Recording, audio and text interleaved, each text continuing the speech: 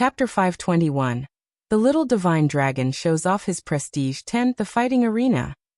Su Jingyu subconsciously replied. After replying, he immediately realized that he had ruined things. Sure enough, Su Luo took out a piece of paper from her sleeves and waved it around towards the audience under the stage.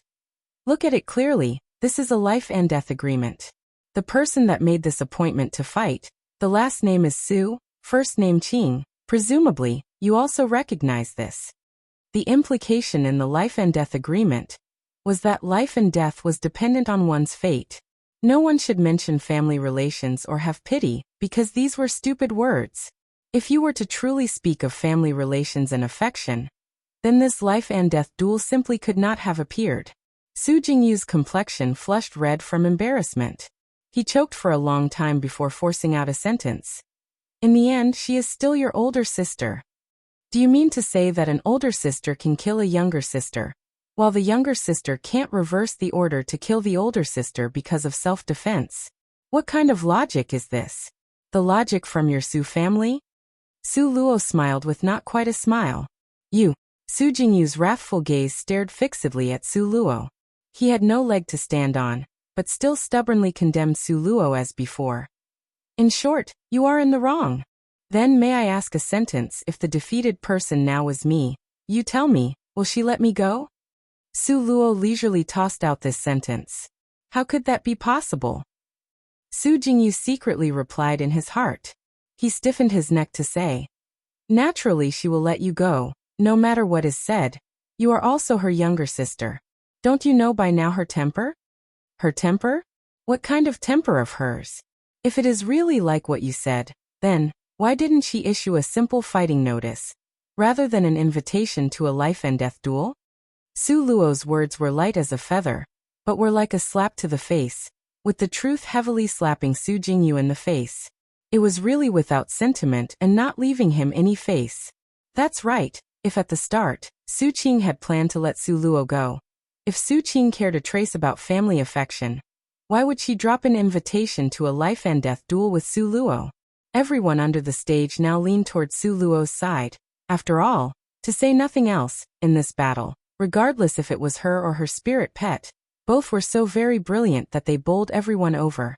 Su Jingyu rigidly stood below the stage with an ashen face, glaring at Su Luo in rage. And Su Luo also hardly took it lying down, welcoming his regard that was like fiery rancor. Just at this moment, suddenly the sky darkened, a band of lightning split across mid-air, attracting everyone's gaze. After that scorching, thunderous lightning passed, the sky was once again restored to a serene and peaceful state. Not good. Su Luo felt that this sound of thunder was too strange. When she once again looked towards the ground where Su Qing was, she discovered that Su Qing's figure had already disappeared completely. How could it be like this? In the end, who was it? Who was secretly helping Su Qing? Momentarily, the people below the stage flared up. In this split second, Su Qing actually disappeared? How could she just disappear out of the blue? In the end, which great expert took action? Is there a powerful supporter backing Su Qing? To chop the grass without eliminating the roots, the spring wind blows and once again, it lives. In the future, Su Luo is done for. Countless voices whispered and commented below the stage. Everyone's gaze looked at Su Luo, carrying a touch of pity and sympathy.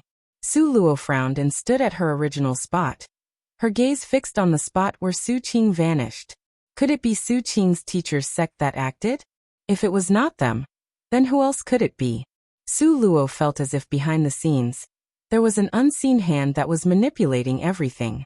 It seemed as if there was a huge net in the sky, slowly enveloping towards her, whereas she had nowhere to flee. The three high-level judges were now relatively speechless. They, having lived for so long, this low-level fight really was unable to enter their sight. But everything went contrary to expectations. Time and time again, it ignited a high tide, making it a feast for their eyes.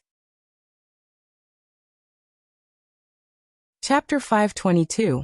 After the victory, 1. Even the ending was completely unexpected. Su Luo took a step forward. Her eyes fell lightly upon the bodies of the great elders of the judging panel.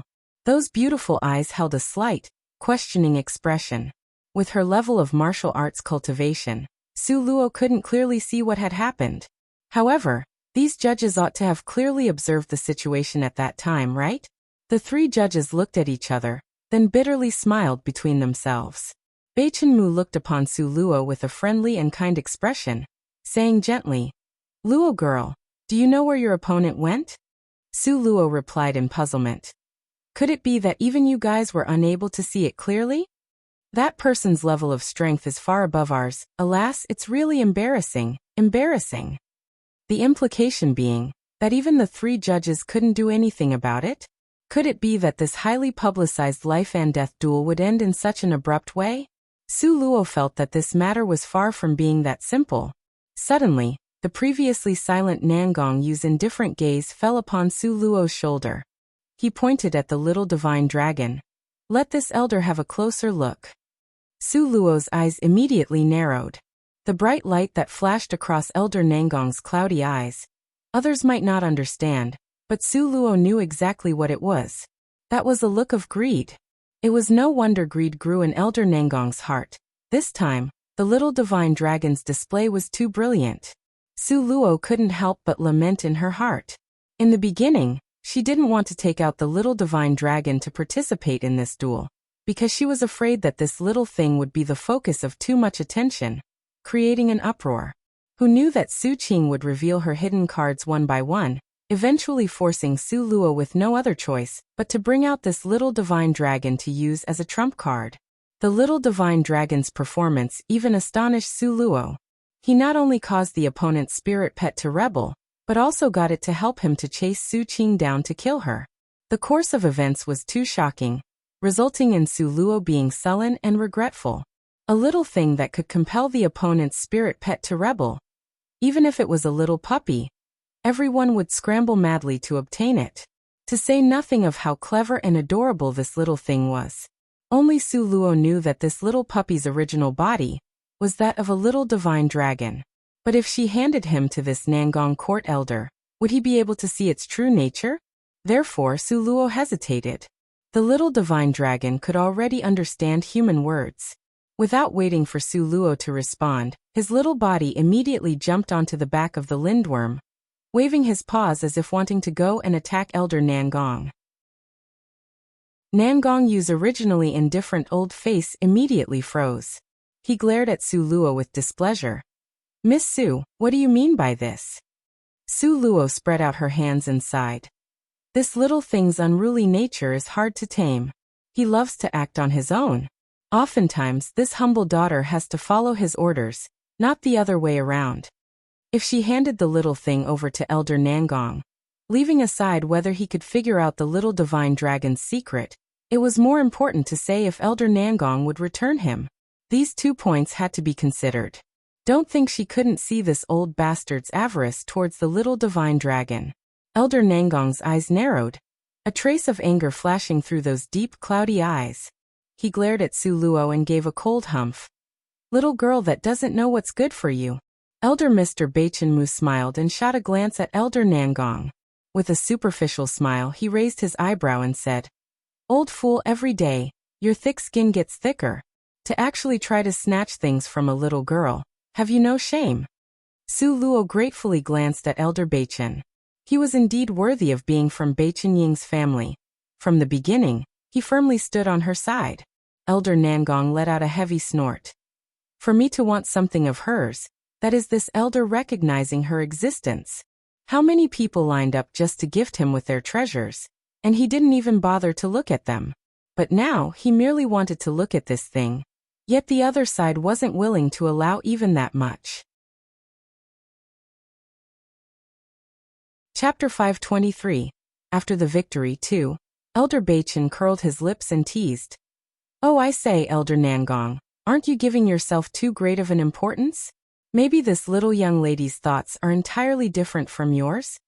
Elder Nangong nearly flew into a rage from humiliation, and he slapped the table heavily. "Beichen Mu, I order you to shut up." Okay, already so old, what's the point of quarreling? Not afraid of being made fun of by the younger generation. The president and minister of education at the top Imperial Academy, hurriedly tried to smooth things over. He hit at both parties, and then all smiles, looked at Su Luo. Su girl, this duel, it can only be said that Su Qing feared to fight and slinked off.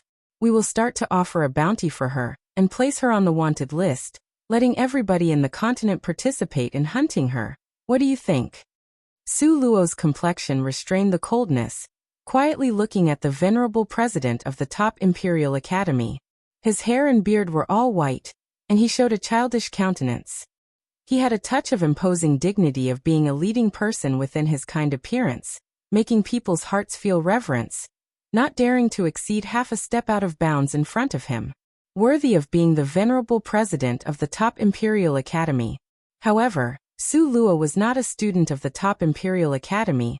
Why should she fear this venerable president? Su Luo nodded, her voice light. No need after all, she is still my sister. Even though she is heartless towards me. But I cannot treat her with injustice.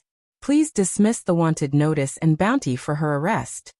Once Su Luo said these words, it immediately caused an uproar in the fully packed stadium. Before, Su Qing wanted to kill Su Luo at any cost, so everybody had thought that Su Luo would also be the same.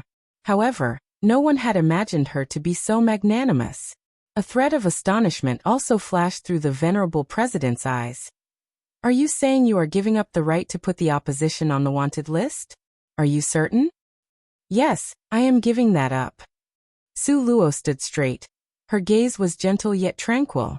Her expression was serene and reserved. Her voice was even more ordinary, like that of the wind. Elder Beichen stroked a few strands of his goat-like beard, appreciatively nodded his head slowly, as expected of the woman His Highness Prince Jean fancies, having a calm and impressive air that makes people accept willingly. Su Luo indifferently smiled, her expression calm as ever. Senior's praise is too much. But Elder Beichen merely continued to stroke his white beard, smilingly shaking his head. This girl clearly knew that the person who saved Su Qing had outstanding martial arts, and that even if Su Qing became a wanted person in the entire continent, it wouldn't really have any meaning. That was why she pardoned the opposition, and also showed off her own benevolence and righteousness. This was killing two birds with one stone. This girl's age might seem young, but she had wisdom, courage, insight and drive. She knew to conceal her strength and bid for time, and also the time to show off. She was quite good. If Little Shadow also had this kind of good fortune in the future, then that would truly be the Beichen family's blessing. Recalling Beichen Ying's frivolous, loose and casual appearance, Elder Beichen worriedly breathed out a sigh. After the three elders left the stage, the masses of spectators were also asked to leave. Just when Su Luo wished to walk forward, all of a sudden, a few extra black shadows appeared in front of her, directly blocking her exit. Su Luo looked at these people before her, her eyes narrowing slightly. She remained calm and collected. You dare to injure Qing'er, I Lin Zixuan will definitely not let you get away with it. Su Luo, right now, I challenge you to a duel. Will you accept or not? Lin Zixuan, Su Qing's #1 admirer, has been secretly in love with her for a long time. When he saw Su Qing's appearance being ruined in front of his own eyes, her leg damaged, that kind of bone-piercing heartache, others simply could not understand. Therefore he wanted to take Su Qing's place to find Su Luo for revenge. Purple Sunflower Sect? Su Luo calmly and collectedly shot him a glance. These few people were Su Qing's seniors and fellow disciples? Coming to find her to carry out their revenge? The 13th generation disciple of the Purple Sunflower Sect, Lin Zixian, formally challenges you, Su Luo, to a duel, a life and death agreement. Do you dare to accept it or not? Lin Zixian's eyes had a menacing and ominous glint. Character 524. After the victory 3. After hearing Lin Zixian's words, Su Luo frowned slightly. Standing in front of her was not only Lin Zixian, there was still another elder and two more young women. At this moment, the two young women were glaring at her, yet the elder did not block them. This must have been deliberately connived? That's also right, the Lindworm was such a huge embarrassment, and Su Qing as well. These so-called famous and upright sects attached the most importance to their reputation. It would be strange if they didn't come to trouble her. The corner of Su Luo's mouth slowly spread open into a smile. She raised an eyebrow and looked towards Lin Zixian. Purple Sunflower Sect? Life and death agreement? Haha, aren't you afraid of losing? Are you prepared for that person to appear again at the moment you are facing death? When Su Qing was at death's door, she was rescued by another person. Nobody knew where that immortal-like person came from. But Su Luo, without the slightest hesitation, placed this debt on the Purple Sunflower Sect. That sect Uncle 1 frowned, glaring at Su Luo with displeasure. Lin Zixian immediately continued, angrily rebuking Su Luo. You have great courage. You have the impertinence to slander the Purple Sunflower Sect. Su Luo unhappily rolled her eyes at him. If you have the ability, then prove that the person who saved Su Qing is not someone from the Purple Sunflower Sect. Otherwise, even if I falsely accused you, so what? You. Lin Zixian was so furious that his whole face was beet red, and his finger tremblingly pointed at Su Luo. Being led by Su Luo momentarily, he really could not provide the evidence. Su Luo snorted softly, turning around and was about to leave. You stand still. Lin Zixian pointed to Su Luo, loudly shouting, Su Luo, you still haven't answered me. Do you dare to fight with me or not? Don't tell me that you only dare to bully the weak and not dare to challenge the strong. Su Luo paused her footsteps, turned her body around, indifferently looked at him, raised her palm and said, 1. If I respond to everyone that wants to challenge me, wouldn't I be exhausted to death? 2. When Su Qing proposed the life and death duel, she was 4th rank and I was 3rd rank. I must trouble you not to distort the truth and treat everyone like a fool. 3. Are you saying you are strong? Su Luo raised her eyebrow. On her face was an indifferent smile. She sized him up from top to bottom, finally sneering. Just based on you? Just based on me, then what? Lin Zixian arrogantly cast sidelong glances at Su Luo. Su Qing lost because she was too careless, falling for this loathsome girl's tricks. Currently he was at the peak of 5th rank. He didn't believe that by relying on his wisdom, cautiousness and cultivation, he would lose to this kind of silly little girl. Su Luo sneered and once again turned her back to him. Without leave, she took large steps forward. While walking away, she confidently waved her hand back at them. Wait until you can defeat that lindworm before coming to challenge me. Right now, she did not have the time to deal with these people who had nothing to do. Hearing Su Luo's words, Lin Zixian's face momentarily went rigid, his complexion becoming ashen. Not only him, even the sect uncle standing beside him. His complexion also changed in a flash. The lindworm was originally the Purple Sunflower Sect's spirit pet, one of the 3 high-level spirit pets. Because Su Qing's duel this time, and Su Qing being Grandmaster Lan Hai's personal disciple, therefore, she was granted that kind of honor. But now, the lindworm was incited to rebel. These people from the Purple Sunflower Sect silently cast their gaze towards the lindworm, but only saw that originally hard to tame, unruly and arrogant dragon, now groveling and following behind the little puppy, like a lowly servant. Such a hard-to-imagine situation, unexpectedly really happened. No way, the Purple Sunflower Sect's spirit pet, how could we let other people walk away with it? Lin Zixian angrily shouted. His sect uncle looked at the bouncing and vivacious little puppy, the corner of his mouth hooking into a greedy and sinisterly cold smile. What you said is exceedingly right. This sect uncle completely agreed with what Lin Zixian said.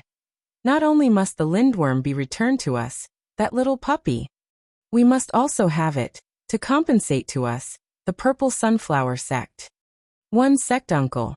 This guy entered the Purple Sunflower Sect in the same generation as Su Qing's teacher. So he would call Su Qing's teacher brother. The Chinese means teacher and uncle. I have no idea if Su Qing's teacher has become an elder of the sect, then this person would also have the title of elder. So for now we are calling him sect uncle since he is of the older generation in the sect, and probably a teacher there also. Chapter 525. Interrogation 1. Nangong Luyan quietly stood there. He was wearing a black like thick ink, brocade gown, with the sleeves elegantly dancing. His face was handsome, smart, clear and peerlessly beautiful. His perfect lips smiled in the shape of water caltrop, with those deep eyes laughingly watching her. Su Luo stood firmly in front of him, raised an eyebrow and smilingly said, "How was that?" Nangong Luyin indulgently and in a spoiling manner, rubbed her hair. "Not bad, at least you didn't lose this king's face." "What do you mean not bad? It was very good, okay?" Su Luo wrinkled her nose in her heart. She couldn't help but be pleased with herself. His family's Luo girl. Nangong Luyin lifted up the little divine dragon from Su Luo's embrace, voluntarily carrying it in his hands, with his other hand holding Su Luo's hand. "Go, let's return home." Under so many gazes, Su Luo's subconsciousness wanted to shake off his hands, but suddenly, her mind recalled the 3-month agreement between her and Nangong Luyin. Since she must fulfill the 3-month agreement, then, borrowing his power now should not be a problem. In any case, Nangong Luyin as a behind-the-scenes support was wide and sturdy, and very useful. Su Luo easily held on tightly to his wide and warm palm. With a calm expression, she sauntered forth at his side. At an angle that she could not see, Nangong Luyin's long and narrow eyes slightly hooked up. Momentarily, the spectators that had not yet left had a complicated expression on their faces as they looked at this pair of jade annulus couple, consciously opening a path for these two people. A crowded tide of people in the middle was a wide path, under the convergent gazes of countless people. If it was a timid young lady who had never seen the world, naturally, she would not dare to walk this path. "Are you scared?" Nangong Luyin's eyes smiled, his pupils drooping down to look at her. His gaze was warm and gentle like water, as if at this time, he was looking at the most precious treasure. "Are you making a joke?" Su Luo faintly curled her lips. "I am not even afraid of death. How can I be afraid of this?" She Su Luo had already seen the world, okay? Worthy of being the future Princess Jean, really bold enough. "It seems that this king's foresight is truly good," Nangong Luyin said with an air of complacency. Su Luo irritatedly rolled her eyes at him. "If you want to praise me, then praise me. Why do you have to include yourself? There is no other person who is more narcissistic than you." There was also no one who could compare to him in the skill of praising others. Under the convergent gaze of countless people, these two people charmingly walked away, hand in hand. The two people's topics strive to be opposite of each other, but their bearings were extremely intimate. It seemed, from every vantage point, that they were full of strong passion for each other, simply making others admire to the point of being extremely jealous. Besides those spectators at this moment, there were several blazing hot gazes that were attentively watching the pair's gradually disappearing backs. Purple Sunflower Sect, that sect uncle, firmly clenched his fist, his complexion ashen. Court Elder Nangong Yu greedily looked at the little divine dragon being carried in Nangong Luyin's hands, but did not dare to act blindly without thinking.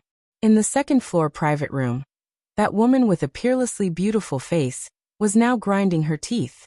Her features were sinister.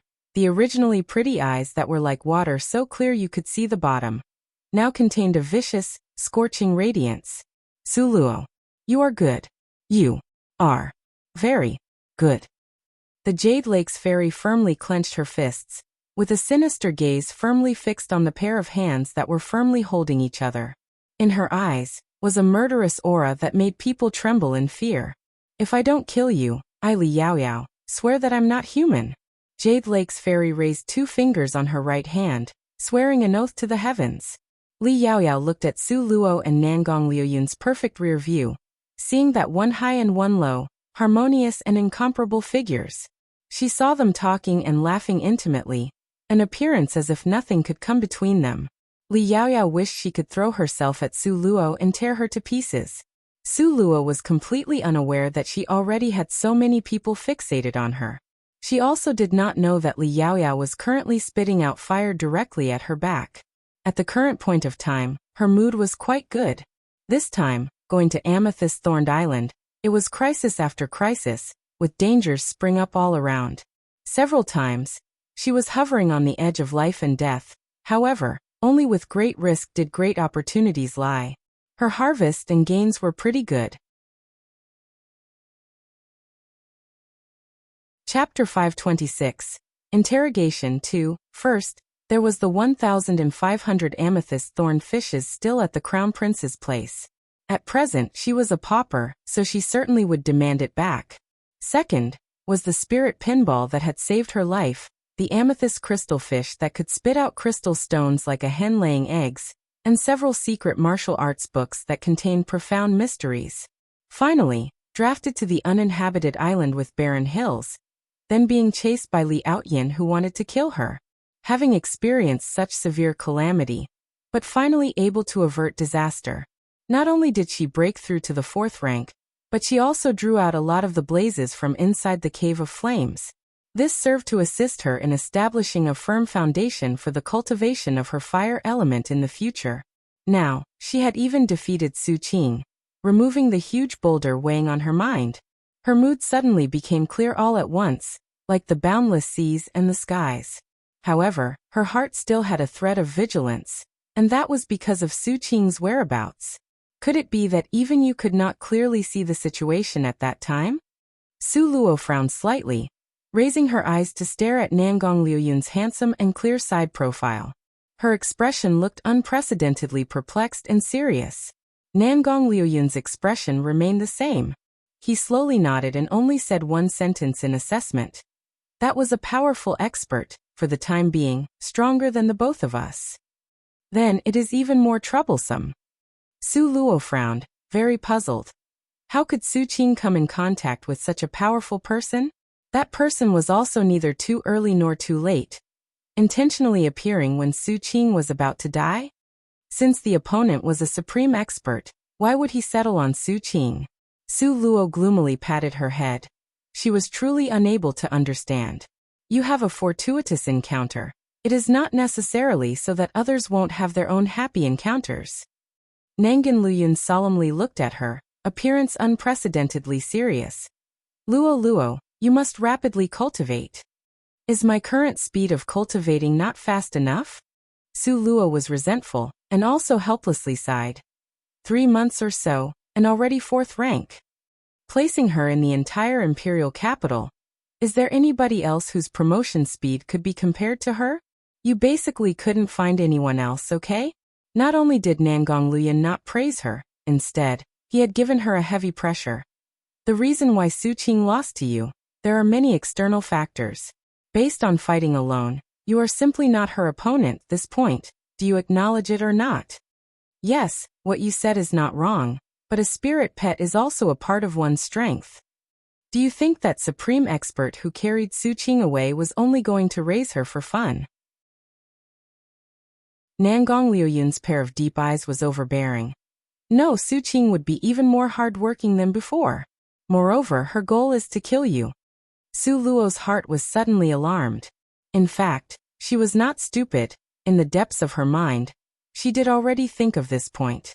However, having it so bluntly pointed out by Nangong Liuyun, it sharply and ruthlessly punctured her delusions. Nangong Liuyun once again reasoned. That is a supreme expert. Nobody can tell what kind of opportunity Su Qing will have, but the only certain thing is that her cultivation speed will be faster than before. Luo Luo, can you feel the pressure? Su Luo's complexion did not change. She faintly smiled and said, pressure is a driving force. Who have I, Su Luo, ever been afraid of?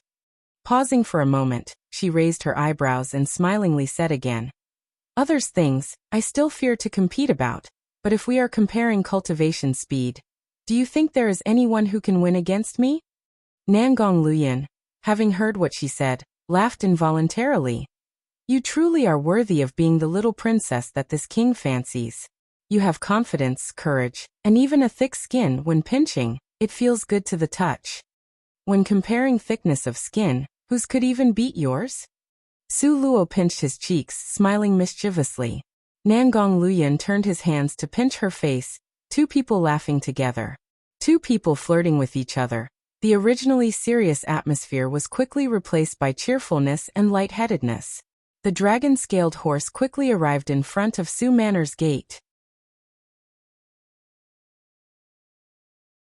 Chapter 527 Interrogation 3. Do you need me to? Nangong Liuyun hadn't completed the sentence before being interrupted by Su Luo. No need. Su Luo directly and efficiently declined.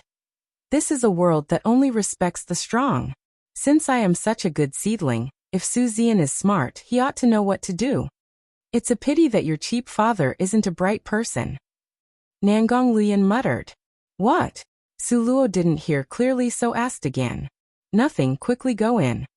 Nangong Luyan discovered he had spoken out of unthinkingly, so he urged Su Luo to go in. It was only after seeing Su Luo enter Su Manor did Nangong Luyan slowly withdraw his gaze and order the dragon-scaled horse to rush back to his royal manor. In the fighting arena, he had made his stance clear. As Luo Girl had said, if Su Zian was bright enough, he ought to know the best path to take. He hoped that Su Zian wouldn't be stupid to the end. Nangong Luyan looked at the distant sky. A calculating smile appeared at the corner of his mouth. Su Manor. That stone lion still stood upright, as majestic as before. The gatekeeper who saw Su Luo trembled with fear. He wanted to say something but hesitated. However, Su Luo really didn't give this matter any attention. At this point she just sauntered inside. After winning against Su Qing, Su Luo was even more confident. Presently, looking at this Su Manor, she had a stronger feeling of having surpassed her surroundings. When the busy servants in the manor saw Su Luo, they all had complicated expressions on their faces. They stared at Su Luo. They wanted to approach and praise her but yet did not dare to. In a split second, they all scattered like birds. Presumably, news of today's fight had already spread to the manor. Su Luo folded her arms and watched this scene with a smile that was not a smile. While Su Luo was smiling and pondering things, Su Jingyu's annoying face appeared in front of her. Behind his body, without a doubt, was Su Shi. The expression on their faces was also very complex. Their eyes contained a look that was full of disbelief and shock, but they also showed an ignited raging wrath. Su Jingyu coldly stared at Su Luo. His complexion was dark as ink, as if covered in a layer of haze. It gave people a feeling of being chilled to the bone from screaming cold winds. With an indeterminate and complex manner, he stared at Su Luo. At the moment, he had not made a move. This was because he thoroughly understood that having the ability to push Su Qing to that degree, regarding Su Manor's younger generation, Su Luo was without a doubt already the strongest one. Su Luo, such an awe-inspiring attitude, to actually injure second older sister to that extent. Su Shi didn't have Su Jingyu's prudence. In her recollection, Su Luo had always been a target she could insult and bully at will. She didn't feel that the situation warranted that much consideration. Su Luo indifferently cast her a glance, and then just turned around to walk away. This group of people, just paying any attention to them was a waste of time. I order you to stand still. Su Shi flung her whip and suddenly attacked Su Luo's back. It seemed as if Su Luo had grown eyes on her back. It wasn't clear how she did it, but with a flick of her finger she accurately, and without error, deflected the whip aimed towards her back. Humph! A light sneer echoed. The tail of the whip was flipped back by Su Luo's finger. Like a sharp sword, it was reflected back towards Su Shi. This one move, Su Luo naturally learned it from Nangong Luyan. It was from that time when they fought with the pirates on the ocean. Su Shi at the moment did not grasp what was happening, so a bloody whip mark immediately appeared on her bright and clean forehead. Ah! Su Shi only realized and felt the rebound after the fact. She covered her forehead and shrieked loudly from the debilitating pain. So painful. Boo-hoo, boo-hoo, boo-hoo, my eyes have been blinded. Eldest brother, she blinded me with that attack. Quickly help me get revenge. Su Shi covered her forehead. By now, blood was flowing out wildly from the wound on her forehead. It filled her open eyes, making it appear as if what she said was true. Su Jingyu really thought that Su Shi's eyes had been blinded by Su Luo's attack, so he immediately became furious. Su Luo! Su Jingyu flusteredly and uncomfortably roared at Su Luo. What's the matter with you now? Will your heart only be satisfied when you have hounded all the siblings at home to death? You are simply our family's star of calamity. Why don't you go and die? Chapter 528. Interrogation 4. Su Shi was in so much pain that teardrops rolled out. With one hand covering her forehead and the other pointing at Su Luo, she loudly accused. What Big Brother said was right. You just want to hound all of us to death. First it was third older sister, then it was second older sister. Now you want to kill me? Su Luo, you are too horrible. You are too horrible. Su Luo narrowed her eyes slightly as she indifferently looked at the pair of trembling and stirred up siblings before her eyes. Su Luo glanced at Su Shi, cursing while still full of strength. Looks like the wound is nothing serious. You. Su Shi was furious. Su Luo crossed her arms over her chest, raised her eyebrows slightly, and carelessly started to talk. Done speaking? Su Jingyu also discovered nothing wrong with Su Shi's eyes, so now, his heart felt a little more reassured. Su Luo, I order you immediately apologize to Sheer. Now promptly at once. Su Jingyu, in a rage, raised one hand to pull at Su Luo's arm. This loathsome girl, acting haughty, who did she think she was? Originally, she was merely a good-for-nothing despised by others, nothing more. However, after the trip to Amethyst-Thorned Island, Su Luo was already not the same Su Luo from before. Currently, Su Jingyu was simply not her match. Su Luo, with 2 fingers, precisely and correctly held Su Jingyu's hand by a critical acupuncture point. The corner of her mouth perked up in a ghost of a smile as she sneered. Unhurriedly, she spoke 3 words. Are you sure? You could almost wring water out from Su Jingyu's darkened complexion. No matter who it was, faced with a person who not long ago, they could still crush under their feet, now showing off their strength and detaining the other by their pressure point. Anyone would have a hard time playing down this loss of face. Even more so how the corner of Su Luo's mouth seemed to lack ridicule, made Su Jingyu's anger increase. Su Shi saw Su Jingyu suffer a loss. Without demur, she flung her whip to attack Su Luo's face. In her view, Big Brother and Su Luo's strength ought to be on par, therefore, with hers added in, she was certain they could beat Su Luo. However, before her whip could hit Su Luo's face, she saw Su Luo extend 2 fingers from her idling hand, grabbing the tail of her whip, all at once. Su Luo glanced back, smiling brilliantly at Su Shi. However, without waiting for Su Shi to recover, Su Luo had already secured the tail of the whip, using her strength to pull. Su Shi's entire body was immediately rolled up and pulled over, ruthlessly hitting Su Jingyu's body. Su Jingyu's pressure point was hit by Su Luo, so he was unable to move a single step. He saw that Su Shi about to collide with him, yet was unable to avoid it. Bang! Su Shi's body was dragged flying towards Su Jingyu's forehead. She circled around his neck once, then both of them fell to the ground. Su Shi's entire body was like a rope wrapped around Su Jingyu's neck, strangling Su Jingyu so tightly that he spit out white foam and almost stopped breathing. Su Shi then was even more miserable. This was because after Su Luo pulled at the tail of the whip, in passing, she used it to whip towards Su Shi's body. As a result, the whip mercilessly whipped Su Shi's back. Su Shi's whip was not just an ordinary whip, rather, it was specially forged for her by a tool refining master. The entire length of the whip was covered with barbed tips, penetrating with sharpness and having an enormous killing power. This was whipped by Su Luo heavy and fast. In a split second, it split open the clothing on Su Shi's back from the middle to both sides. Such a perfectly straight split right down the middle was as smooth as having been cut by a pair of scissors. Also, the split was very long, nearly rending open to her buttock position. To Su Luo, it looked like the backless evening gowns from the modern day. Su Shi felt a scorching pain on her back, felt it with her hand and discovered the cloth on her back was like a vertical line, cut into 2 by the whip. Also, from her neck bone to her tailbone position was completely exposed. At this moment, even though there were only the 3 siblings at the scene, but not far away, was pile upon pile of servants encircled together. Behind the corner, behind the windows, behind the planted shrubs, were all successive piles of servants. Chapter 529, Interrogation 5.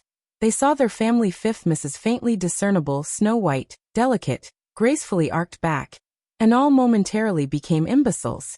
Feeling the faintly discernible, boiling hot gazes shooting towards her from all directions, instantly, Su Shi was full of pain, fury and anxiety. Her tears flowed down in torrents. Su Luo, I will kill you. Kill you. While waving her whip, wanting to kill Su Luo, she also had to cover up her snow-white back and buttocks, so she was also very busy. Su Jingyu endured the pain in his neck, pulled off his outer robe, and in a flustered manner, draped it over Su Shi's body. If his actions were slightly slower, Su Shi's nearly naked body would have been seen by all the servants. Su Luo looked down from high up, contemptuously looking at Su Shi, who half sat on the ground. Smiling coldly, with her voice like solid ice, she said, "You alone? You think you are worthy of that?" Su Shi was immediately choked off. Her complexion was bright red, unwaveringly staring at Su Luo. She was itching to throw herself up and tear Su Luo into pieces. Hateful. Too hateful. At this moment, Su Shi had an unprecedented regret. Still recalling half a year ago, she was still a good-for-nothing, while she was a little genius that everyone welcomed and envied. But now Su Luo could step on her, look at her with contempt and mock her. If time could start over again, Su Shi absolutely would immediately choke Su Luo to death. She absolutely would. But now, she could only look on helplessly with clenched fists as Su Luo's face spread into a loathsome smile. Su Luo cast them an imaginary smile. "Didn't you want to kill me? I am waiting for you guys to come and challenge me at any time. One-on-one or a group fight, as long as you guys don't feel it's humiliating. I am indifferent to the choice." The present Su Luo, no matter what aspect was being considered, absolutely had the strength to say these words. Leaving this sentence behind, Su Luo agilely turned around and walked away. That rear view had an indescribable confidence and ease. Those servants, watching this formerly good-for-nothing, utterly useless fourth miss, for a moment, one after another, was rueful. The fourth miss's change was simply too great. This kind of her had an indescribable heroic spirit, making the people's heart admire her once they saw it. Su Luo stepped on the cobblestoned alley, unhurriedly walking to her own courtyard. She inwardly frowned. Having left the manor for a number of days, she didn't know if Lu Luo had lived well, if she was bullied by anyone. Just now, she punished Su Jingyu and Su Shi siblings as an example to others, and now, no one would dare to underestimate her. This way, Lu Luo should also receive less suffering from idle people. Along the way, no one dared to point to her again, and no one dared to secretly whisper about her. Seeing her walk over, each and every one of them was respectful, deferential and humble to the point of touching the ground. Su Luo extended a hand. Seeing her fair, jade-like and delicate hand clenched into a fist, she silently laughed. As expected, in this world that respected strength, only a hard fist had the best reason. Su Luo hadn't arrived at the doorway of her courtyard before Lu Luo rushed towards her. Her little face was flushed. Miss, you finally returned. I heard you went missing on the island. Lu Luo was worried to death about you." Lu Luo's entire face moved as she looked at Su Luo. Her eyes had countless things to say. Su Luo secretly guessed in her heart. Where did Lu Luo hear about her being missing on the island? Lifting an eyebrow at Ling Feng, who stood erect, holding a sword not far away, Su Luo smiled in understanding. Lu Luo followed behind Su Luo and chattered on, talking nonstop. "Miss, in the future, won't it be better if you don't go out? Every time you do, you can scare a person to death." The miss in total went out twice, but every time, she would meet with severe crises and unending thrills, making one extremely worried. Su Luo smiled lightly. "How can opportunities come by if I don't go out?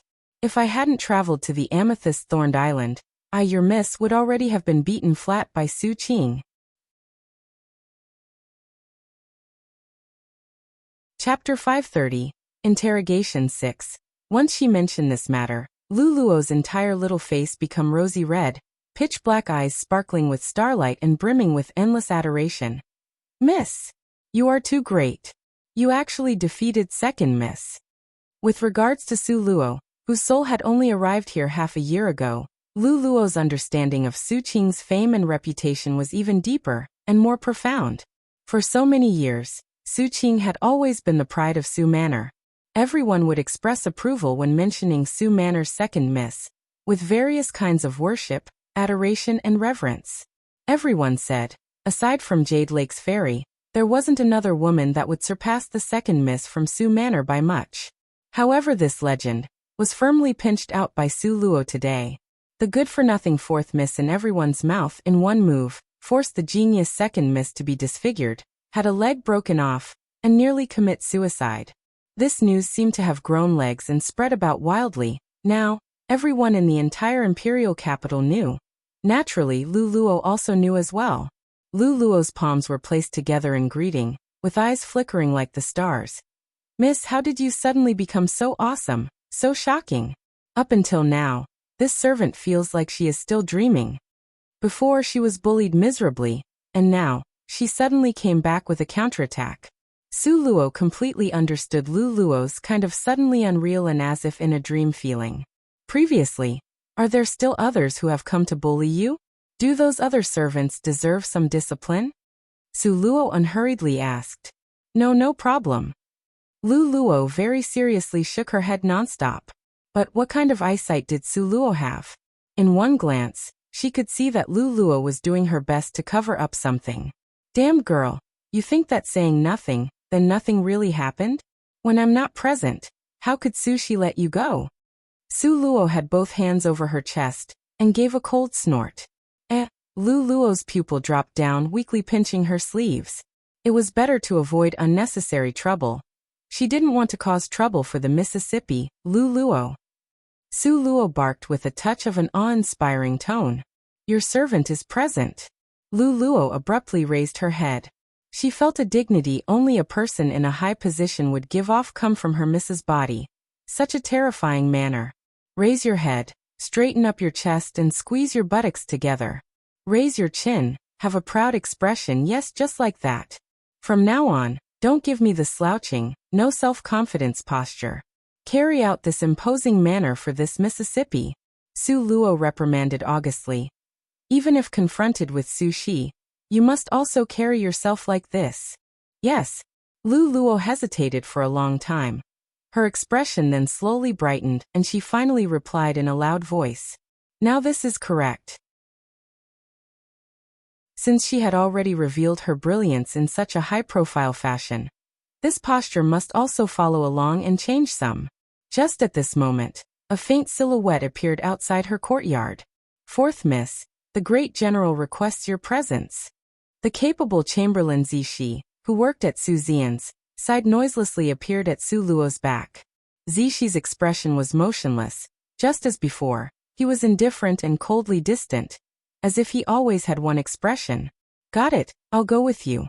Su Luo's tone was equally cold. Carefully prepare something to eat. Your miss has been starving for a long time. Finished instructing Lu Luo, Su Luo turned around and left after Zishi. Zishi brought Su Luo to the doorway of the study. The great general is inside, fourth miss, please go in by yourself.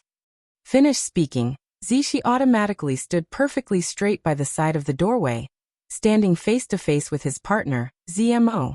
They looked like two stone door gods. Su Luo knocked on the door in segments. With a steady voice she said, Venerable father, your child Su Luo has come to pay her respects. For a long time, there was no sound from inside.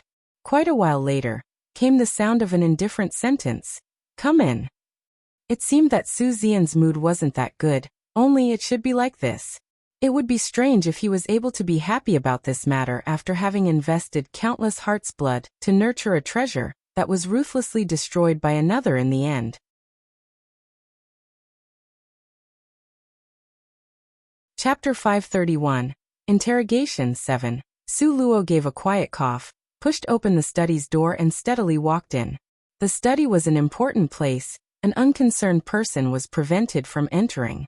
Therefore, the always regarded as an unconcerned person Su Luo, from the onset, had never come to the study before.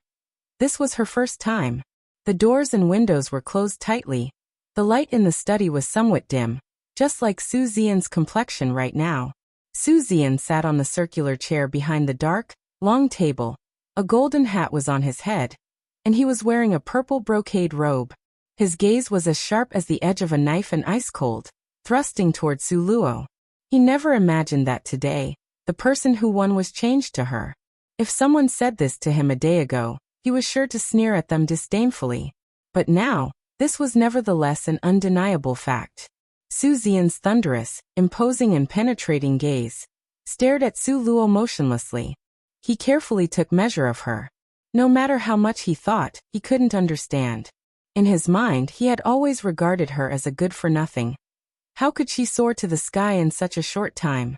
Like the wind, surpassing his treasured Qing'er in one move. He stared at Su Luo, carefully watching, looking left then right, but still couldn't make out anything. After quite a while, Su Xian's cold eyes cast sidelong glances at her. Who gave you the courage to teach you a lesson? Also, who lent you courage to injure Xi'er? Ha! Su Xian's voice was like the howling wind of a torrential rain that suddenly arrived, causing one's hair to stand erect from fright. The atmosphere in the room momentarily became stiff, so stuffy that a person couldn't breathe. The corner of Su Luo's mouth moved slightly. Honorable father, since you know Su Shi and them were wounded, then you must certainly know that it was her who first provoked me, all right? Su Xian was indeed full of an imposing manner. If this was before going to the amethyst-thorned island, this imposing manner of his would indeed have a very strong deterrent strength against her. But a very regretful matter was that when she traveled to amethyst-thorned island, and was promoted to the 4th rank, after the duel with Su Qing, Su Luo was again promoted to the peak of the 4th rank. Therefore, Su Xian's threat to her wasn't very great right now. Su Luo, your courage is not small, to dare make excuses. Su Xian was furious from having his honor as a parent being offended. Honorable father, these are not excuses, rather, they are the facts. Su Luo's figure was motionless. The arc at the corner of her mouth was also unchanging. If honorable father insists on hearing what he only wants to hear, then this daughter will have nothing more to say. Su Luo spread out both hands, expressing how very helpless she was. Su Xian's anger was instantly tied up. When he was in a rage, Su Shi and them would all tremble with fear and be on tenterhooks, but Su Luo's expression was still as calm as before. There was no change in her expression. This made it difficult for him to know how to start punishing her. In fact, Su Xian was merely using this as a pretext to make a fuss. What truly made him mad was Su Qing's loss. Taking a few deep breaths, Su Xian stabilized his mood, his apathetic tone restored. This matter Xi'er is also wrong, but she was worried about Qing'er. Her concern made her confused. As her older sister, what's the harm in letting her off a little? Seeing Su Luo about to make more excuses, Su Xian impatiently waved his hand. Enough for the time being, I'll let you go for Xi'er's matter, but as for Qing'er, Su Xian grinded his teeth and coldly humped a few times. You are really heartless, pressuring her until she was disfigured and lost a leg, must believe yourself to be truly amazing. The corner of Su Luo's mouth hooked into a sneering arc. Honorable father, from the moment Su Qing proposed the life-and-death agreement, you should have anticipated this day. Perhaps at that time, you felt indifferent to the matter of this utterly useless daughter who will suffer a crushing defeat? Su Luo's words could be said to have slapped his face red. Sure enough, Su Xian's complexion in an instant became red. Exceptionally ugly. I order you to shut up. You really think you are ready to spread your wings and dare fly out? Su Xian flew into a rage out of humiliation, suddenly slapping the table, which then heavily gave off a violent hitting sound. For a moment, he was exceedingly imposing.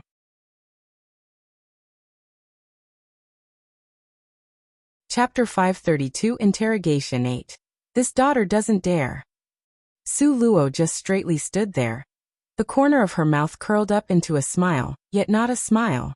Her clear eyes which knew right from wrong remained motionless as she smilingly looked at Su Xian. Even though her mouth said she didn't not dare, a clear arrogance which didn't soften a single bit remained in her posture.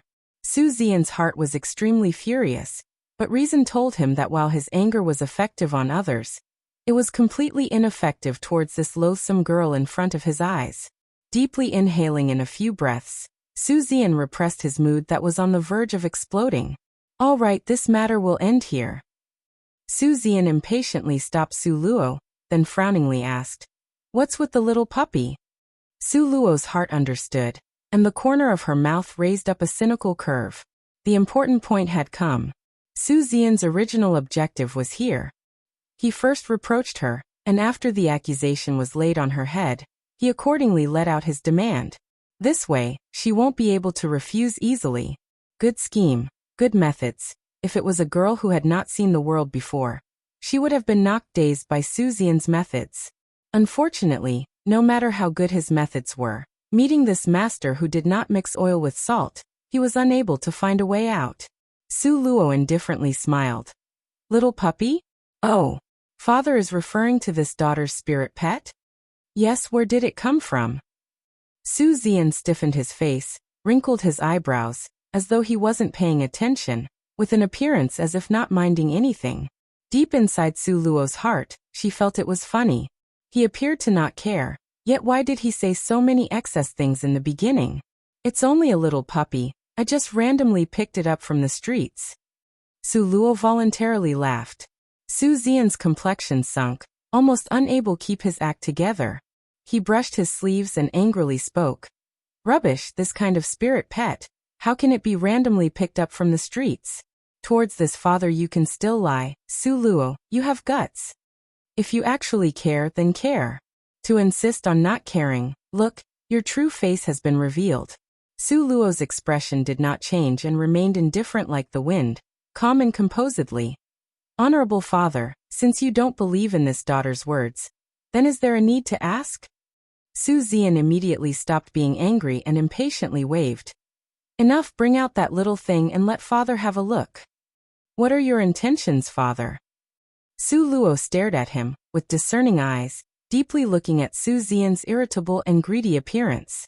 His image reflected in the depths of her eyes.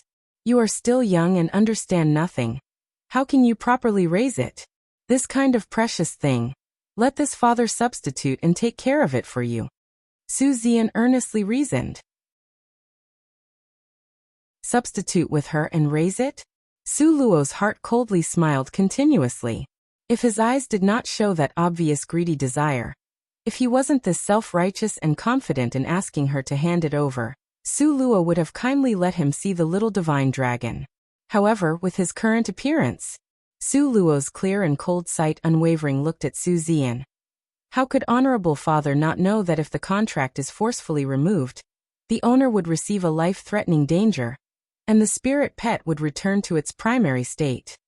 Su Xian's complexion immediately became ashen.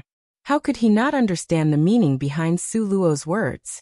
His fists relaxed and clenched. Su Luo looked at him with a smile yet not a smile. Honorable father forcefully asking this daughter to give the spirit beast, could it be you fancy it? Having hit the worry in his heart, Su Xian's complexion turned red. He forced himself to remain calm. His expression became dignified. With a bang he slammed on the table and angrily roared. Loathsome girl, unreservedly babbling nonsense. How could this father have any intentions towards your little spirit pet? Simply ridiculous. Su Luo's gaze was clear as she smiled indifferently. Since that is so, then I thank father for his renouncing grace. If there is no other matter, this daughter asks to be excused.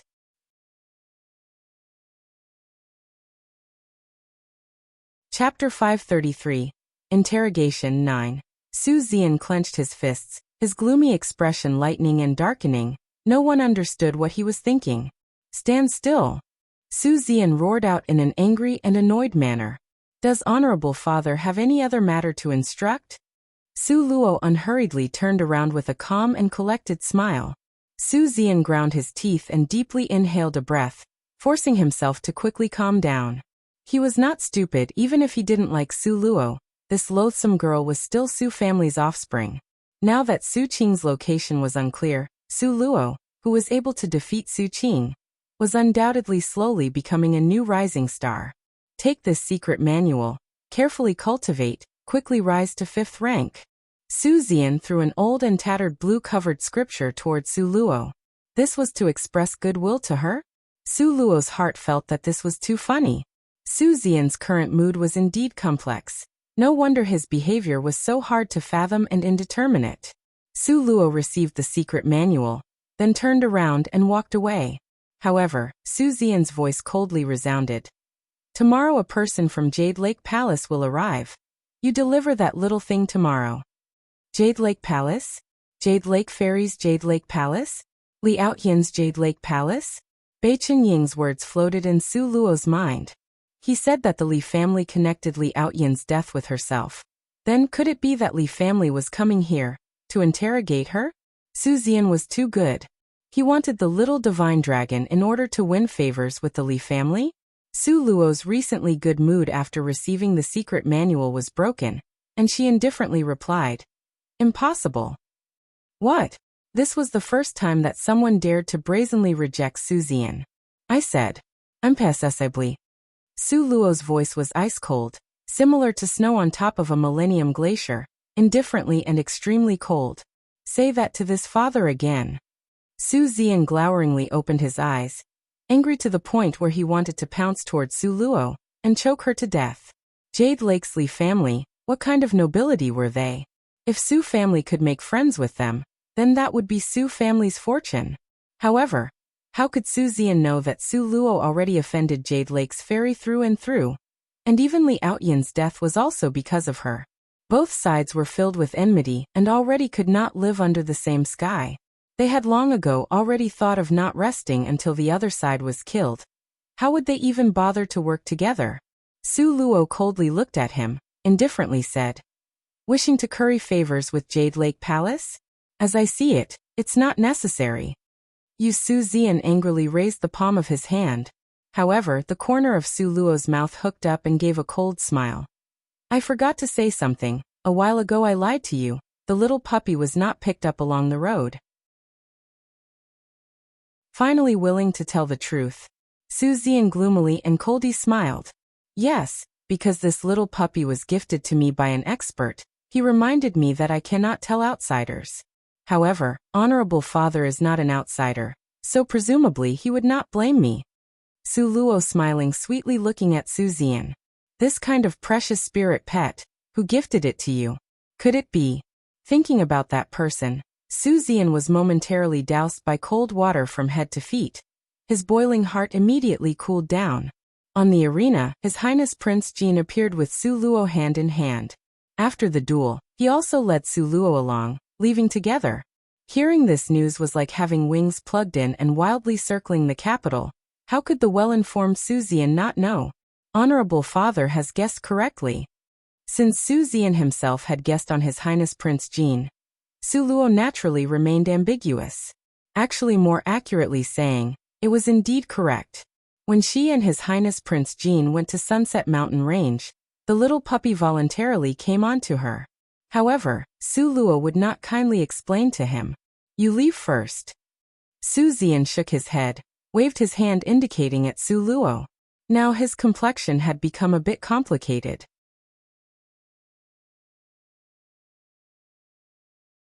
Chapter 533. Operation to divide the loot. 16. Sister-in-law. I was wrong. Beichening miserably pulled at Su Luo's sleeves, plaintively and mournfully gazing at her anxiously, his tone sincere. Su Luo appeared very magnanimous, patting his head. "Where were you wrong? So generously gifting me these crystal stones. I don't even have enough time to be happy. How could I blame you?" Beichening was simply about to cry. Sister-in-law was truly too evil, clearly knowing that he begrudged losing those crystal stones. She would poke him where it hurt the most. Sister-in-law. Lan Xian pulled at Su Luo's other sleeve, aggrieved and miserably gazing at her. "He wanted crystal stones, boo-hoo, boo-hoo." Su Luo pityingly returned Lan Xian's gaze. So pitiful last time, using amethyst thorn fish to gamble and losing miserably. This time again. Alas, how can your luck be this bad? Truly unable to help even if I wanted to. Su Luo spread out her hands, expressing her own helplessness. But her heart was so happy as to do flips in heaven. Because both these times, they worked for her for free, losing to her both times. Just thinking about it, Su Luo felt that it was fun. Mentioning these heartbreaking past events, Lan Xian could only feel his chest ache dully. He regretted it so much that his intestines were green. Last time, because he and Anya underestimated her, the amethyst-thorned fish that would originally have been in their hands were all given to her. But he forgot the past pains once the wound had healed, and this time, again committed the same mistake. Afri vexing okay? Su Luo kind-heartedly patted youngster Lan's head, meaningfully sighing. A fox must not let the same trap capture him twice. A donkey also will absolutely not fall down at the same place twice. You tell me, how am I supposed to comfort you after you committed the same mistake twice? Hearing Su Luo's words, Lan Xian hurt even more inside. However, the most exciting thing that would stir people's hearts was gradually playing right now. Just when Su Luo was playing with Lan Xian and the others, Wang Zhongkui, in a single breath, cut 10 pieces of source stones. In these 10 pieces, 3 pieces of green crystal stones, and a piece of cyan crystal stone appeared. Immediately, Li Aoqiong and Wang Zhongkui's hearts were full of confidence, contemptuously looking down on Su Luo. Loathsome girl, there will always be a point when good luck get exhausted. This time you cut and see if you are still able to cut out crystal stones. Su Luo indifferently smiled. Don't know if you guys are deaf or not. I have already said it a few times, every source stone inside my chest here all contains a crystal stone. Su Luo, without thinking, chose 4 pieces of source stones and handed them over to the stone-cutting master. The result of cutting them truly hit the 2 people in the mouth. 2 pieces of green crystal stones and 2 pieces of cyan crystal stones. After knowing the results, Wang Zhongkui's figure swayed, almost unable to stand properly. He had originally thought he would win for sure. Originally, he thought that Su Luo, at most, could cut out a single piece of green crystal stone. However, his head was so dizzy. Wang Zhongkui covered his forehead, used strength to shake his head, feeling that this was an unreal dream. But when he opened his eyes, the scenario still was as before. Could it be truly as that loathsome girl said? That inside that huge chest of hers were source stones that all contained crystal stones? Everybody knew Su Luo's source stones that were cut open up to now. Not a single piece was empty. They all had crystal stones inside them. Bei Qinying and Lan Xian, these 2 people, silently looked at each other, then silently turned around their body. Regarding this kind of success, they truly could not bear to see. Painstakingly fighting against the dragon gang of the Eastern Sea, coming out from the water and going into the fire. In the end, because of a momentary slip, with both hands, the fruits of their victory were offered to others. This was simply too heartbreaking. Wang Zhongkui cut open 14 source stones. Among them, the first time's luck was the best, cutting out a cyan-colored crystal stone. The second time's luck was not so good. Among the 4 pieces that were cut open, there was only 1 yellow-colored crystal stone.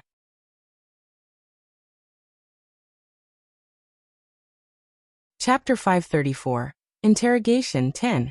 After Su Luo went out, Su Zian heavily sat back down on his chair, his face switching between light and darkness, unable to determine whether to stay clear or overcast. Since that little spirit pet was a gift from His Highness Prince Jin, he naturally did not dare make any more plans about it. Only that Su Luo was really hard to deal with. No matter what, Su Luo was still an offspring from the Su family. Being able to climb onto His Highness Prince Jin was really an enormous honor. But how could Jade Lake Palace's Jade Lake's fairy be so easy to deal with? If it was the Su Luo from the past, then abandoning her would be fine. However, now, she had revealed her strength that made even him raise his eyebrows. Su Zian momentarily felt a great headache. As expected, she was a loathsome girl who stirred up troubles. If she did not exist, then he wouldn't have these kinds of worries. At present, Su Zian wished he never had Su Luo this daughter. Early morning on the second day, as expected, from Su Zian's words, people from the Li family of the Jade Lake Palace came. Moreover, they rushed over first thing in the morning with such an imposing manner. The person who came was not a stranger, but Li Yaoxiang, the person Bei Qinying mentioned before. Su Zian originally thought that when the Li family came, at most, they would send a person in a management position. How would he know that the one who came would unexpectedly be the Li family's second generation's well-known figure, Li Aoyan's biological uncle? Li Yaoxiang's appearance looked ordinary. The way he entered was also ordinary, however, it could strongly shake their point of view when they saw him. Su Zian was already standing at the entrance of the manor since earlier, waiting to greet them. Yet, what greeted him was Li Yaoxiang's stiff, corpse-like, cold face that lacked any expression. Li Yaoxiang coldly snorted, walking from the gate to the drawing room. He left behind clear and distinct footprints with every step he took. It was both dazzling and also made others cower by force. Not mentioning other people, the servants at Su Manor were currently frightened into silence. They dared neither to look nor speak some more. All of them hid far away like fishes in a pond, afraid of bringing disaster. Call Su Luo over. Li Yaoxiang merely tossed out this sentence, then sat on the traditional chair at the highest position and closed his eyes to rest, his expression so proud as to be hard to reproduce. Su Zian hurriedly said, "Senior, please sit down first. Luo will arrive at once. Su Zian's complexion changed a number of times to calm his nerves. His forehead was quickly covered with sweat as he softly instructed Su Jingyu. "Why haven't you still quickly gone to invite Su Luo here?" Li Yaoxiang came here with ill intent. Su Zian, until now, still didn't know about Li Outyan's disappearance being connected to Su Luo. He also didn't know that Su Luo went to Amethyst Thorned Island. It was because this time, everyone that went to the Amethyst Thorned Island were almost completely wiped out. Those few who came back kept their mouths sealed, unwilling to reveal even half a sentence. No matter how polite and attentive Su Zian was, Li Yaoxiang still wouldn't raise his eyelids. He was simply disinclined to pay him any attention, his attitude proud and arrogant. It was as if in his eyes, these dirty and vulgar people were all like ants, whereas he was in a position up high like the gods and Buddhas, extremely proud, aloof, noble and virtuous. Su Zian smiled dryly and sat on one side like a guide. His expression was very awkward and embarrassed. He had never before felt that time would be this endless. Very quickly Su Zian was unable to sit still. He paced back and forth inside the room, with his eyes repeatedly gazing outside, simply anxiously waiting. Very quickly he soon saw Su Luo's figure. He quickly walked over, pulled Su Luo and walked back inside, urgently urging, "Hurry up, hurry up." The bottom of Su Luo's heart sunk slightly. Su Zian's attitude could clearly prove there was a problem. Who did the Li family send this time? Actually able to scare Su Zian into this kind of appearance?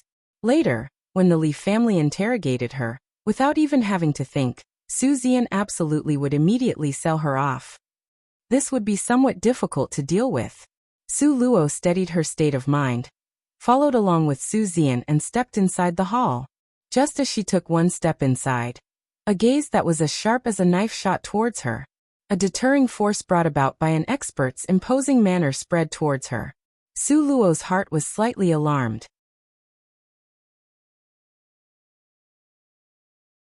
Chapter 535. Falling from the Sky 1. Su Luo's heart cried out, "Not good." This Li family elder was full of confidence, his fiery strength was completely opened. She had just arrived and he immediately showed off his might. Perhaps today's matter would be somewhat difficult to deal with. Su Luo took a deep breath, calmed herself, then calmly and serenely walked into the room. "So you're Su Luo?" Li Yaoxiang's eyes narrowed slightly, condescendingly looking down, as he indifferently swept a glance at Su Luo. His voice was colder than millennium-year-old ice, without any emotions, not attaching any importance to the Su Luo before his eyes. Su Luo calmly nodded her head. "Yes." Li Yaoxiang coldly and arrogantly stared at her. His eyes was as sharp as electricity, giving off a murderous and awe-imposing aura. "Tell me Li Outyan's whereabouts, and I'll spare you from death." Li Yaoxiang continued being arrogant and emphatic. His attitude didn't change the slightest, even though it was a little girl in front of him. Li Outyan? He had been swallowed up by the raging flames long ago. You couldn't even find a piece of his hair in this lifetime. Then how to tell his whereabouts? Su Luo silently cursed in her heart. Su Luo gave a cold sneer in her heart, but on the surface, she showed only innocent bewilderment. She seemed extremely innocent. Did the elder misunderstanding something? How could this little woman know young Master Li's whereabouts? Humph! Li Yaoxiang gave a furious cold snort. "Loathsome girl, you still dare to quibble? Do you think this one won't kill you?" Su Luo's face showed her innocence and helplessness. Elder really misunderstood. "Yes, there is no mistake that I went with everyone to the Amethyst Fish Palace. However, even though we all entered the Amethyst Fish Palace, but young Master Li's martial arts skill is outstanding like a crane in a flock of chicken, How could he have traveled the same path as this little woman? Therefore this little woman really does not know. Sophistry. Li Yaoxiang's scornful eyes swept a disdain glance over Su Luo. At the last moment, weren't there only the two of you left? Su Luo's heart slightly sank. After the crown prince and Beichening were locked up in traps, indeed, only her and Li Outyan, the two of them, were left. That being said, then the one who leaked the news to the Li family must have been the crown prince. Oh? This crown prince. If she didn't go to him to demand payment, then she would really be letting herself down. Su Luo, who loved to hold grudges, immediately started thinking of the crown prince. In the East Palace, while surrounded by beautiful women, the crown prince who was drinking good wine suddenly shivered with cold. Under Li Yaoxiang's pressure as a strong expert, Su Luo smiled indifferently. Indeed, it is as Elder has said, but at that time, the Amethyst Fish Palace was about to disappear. We went our separate ways to return. Everyone was occupied with fleeing for their lives. As to where young Master Li went, I really don't know. If I knew, then I would have certainly followed closely behind young Master Li to seek a thread of shelter. Matter had reached this stage and you still dare to lie. Li Yaoxian's tone had an indescribable indifference. But in his heart he secretly had a trace of admiration for Su Luo. Under his powerful pressure, still could maintain a trace of calm. It could clearly been seen this loathsome girl's nature was very determined. She was a very good seedling for cultivation. It was a pity. This little woman truly do not know the facts.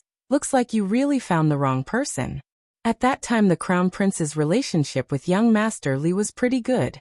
Wouldn't it be better for you to go ask the crown prince?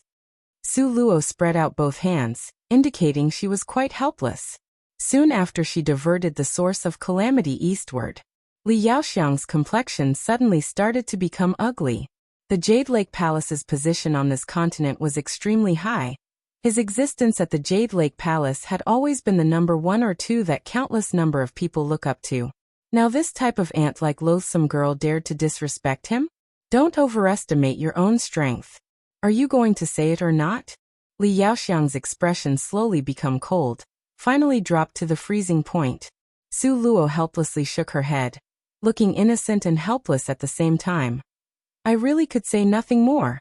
If the elder insists on placing the blame for the second young master from Li family on this little woman's body, then this little woman is powerless to refute the charges.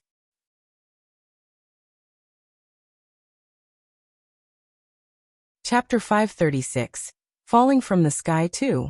Good, very good. Li Yaoxiang slapped the armrest, his expression ice-cold. Su Luo helplessly sighed, putting forth a probable hypothesis. Only the heavens know where the second young Master Li went. Maybe on his journey, he met a remarkable woman, and was afraid that people at home wouldn't agree. Consequently, he might have eloped with the woman to travel the world? Simply absurd. Clearly it is you who had harmed him. Su Luo finally spread her hands open.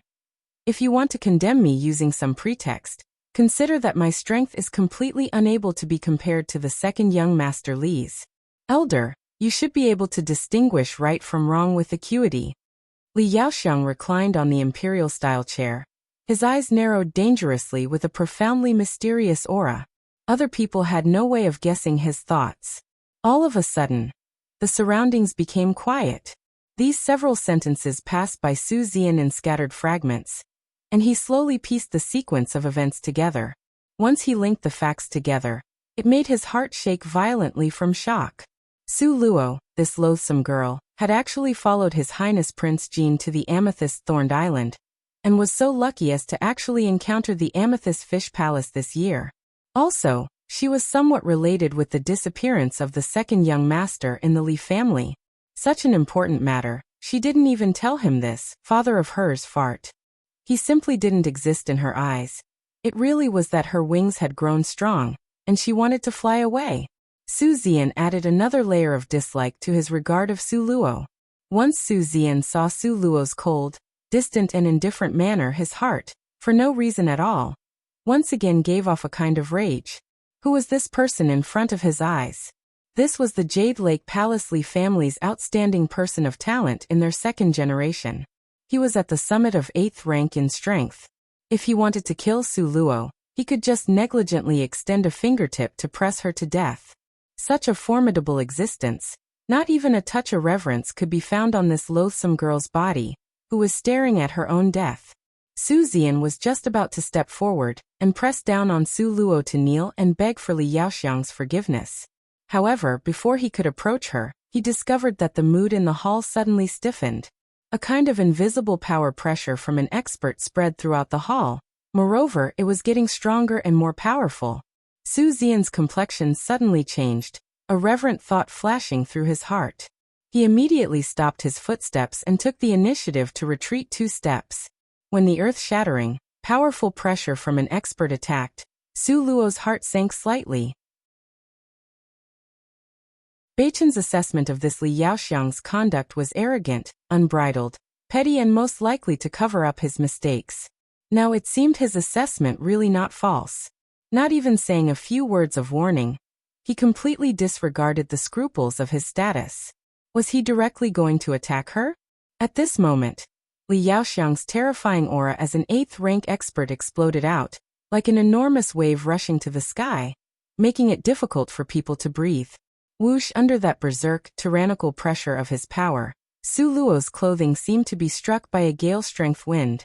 Her outer robe was directly torn into tatters, flying by fast and landing on the ground. Not waiting for her to return to her senses, another powerful force smashed down over her head. Su Luo's upright back suddenly started to bend like an 80-year-old woman with a hunchback. Was this his attempt to bend her unyielding character, forcing her to acknowledge his strength? The corner of Su Luo's mouth hooked into a sneer, and she suddenly concentrated all her spirit power into her back. The bent back once again became rigidly straight. A disdainful expression appeared between Li Yaoxiang's brows and gave a cold snort. Don't overestimate your abilities. With just a casual snort by him, the tyrannical force was once again increased 2-fold. This time, it was not all focused on her back but rather on her knees. Her perfectly straight pair of legs. It was as if she was kicked in the back of her knees. Suddenly they bent down. So painful. Su Luo, in the next moment, was about to kneel down. Both of Su Luo's eyes became red. She circulated the spirit force in her entire body, forcibly contending against that tyrannical pressure. However, Su Luo's strength differed too much from Li Yaoxiang's. Now the bones in her entire body echoed with cracking sounds. Naturally, it was because her body could not bear such heavy pressure.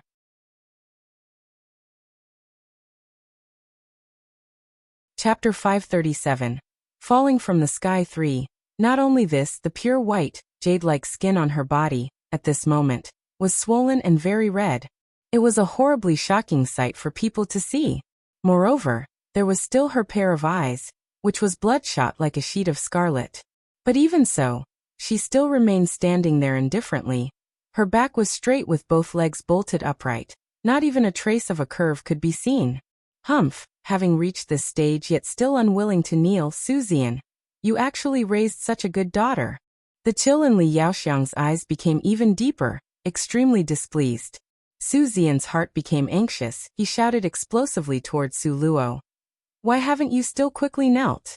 Su Luo's forehead was covered with perspiration, however. Her complexion did not change. Her voice was cold but strong. Will not yield to any kind of evil forces, is the path my heart takes. The path that exists required a tenacious nature. Then your cultivation could have rapid progress. This kind of cultivation, not only did it cultivate the body, but also resulted in a strong heart. Li Yaoxiang mockingly looked at this stubborn, loathsome girl in front of him. Being able to remain standing and not kneel under his powerful pressure, truly having somewhat of a lofty and unyielding character. But he hated the most this kind of lofty and unyielding character. A killing intent flashed through Li Yaoxiang's eyes.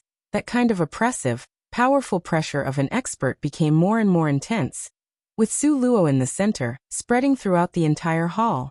Under this tyrannical, oppressive pressure, Su Zian's legs trembled, as if he in the next instant would kneel down.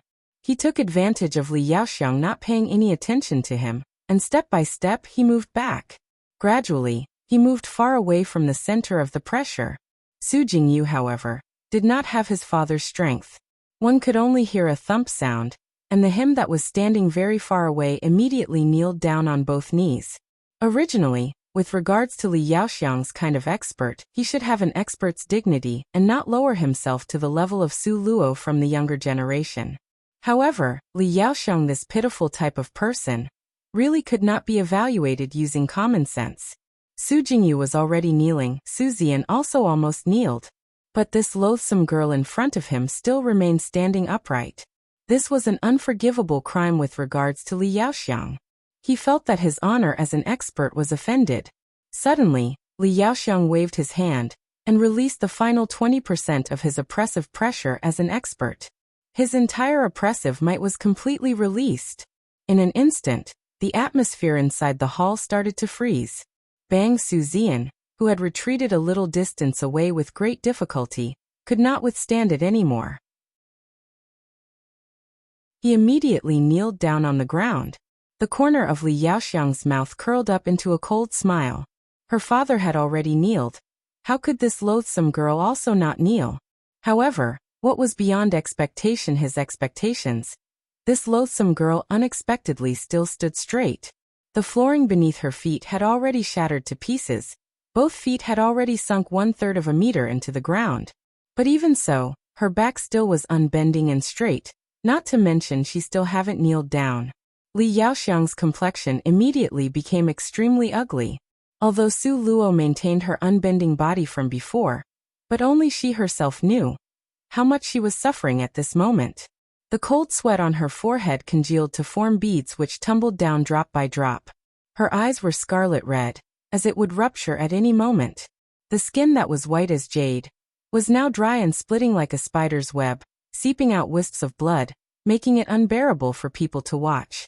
The spiritual power inside Su Luo's body continued to circulate frantically. The great dimensional imprint orbited on top of her head, tenaciously resisting the oppressive pressure of an expert. The more she resisted, the more she understood the gap between her and a true expert. Also, the more she understood that between every level, how insurmountable a gap it was.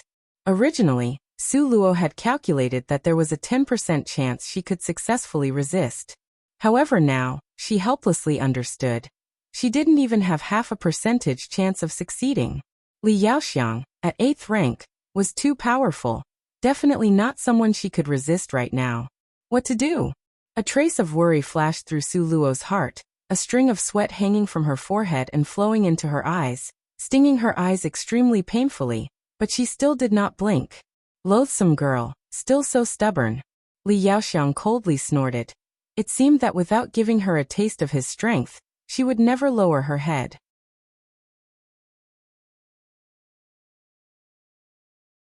Chapter 538. Operation to divide the booty. 1. Li Yaoxiang gave a sneering laugh. A ball of lightning formed in his hand, and was neatly suspended a short distance above Su Luo's head. That ball of lightning was about the size of a soccer ball, completely made up of lightning converging together. It radiated rays of light, blowing out fog that could swallow the clouds, sending echoes of jeering sounds. If it was to explode over Su Luo's head, then, no matter how proud she was in the next moment, she would nevertheless become ashes. Loathsome girl, I will give you one last chance. Li Yaoxiang's gaze was cold and detached. If you don't grab hold of this, you won't have any more chances in this lifetime. What Li Yaoxiang said was the truth. Now even Su Manor's most powerful Su Zian had kneeled down to him, who still dared to offer half a sentence of opinion on his conduct. Even if he was to slaughter all the people in Su Manor, who would dare to say half a sentence? To say nothing of merely killing the insignificantly small Su Luo? Su Luo's eyes narrowed, her heart continuously sinking. Li Yaotian's death was definitely something she couldn't say. Li Yaoxiang's strength was also something she was incapable of resisting. Both of these roads were blocked. This situation, she was powerless to break through. Her right now wasn't strong enough. Under such heavy pressure, Su Luo's legs continued to bend downwards, bending a little, then some more quickly. It nearly touched the floor. Also, the ball of lightning on top of her head gave off jeering sounds, as if at any moment, it would explode like a bomb, making a person's heart full of fear and trepidation in the face of disaster.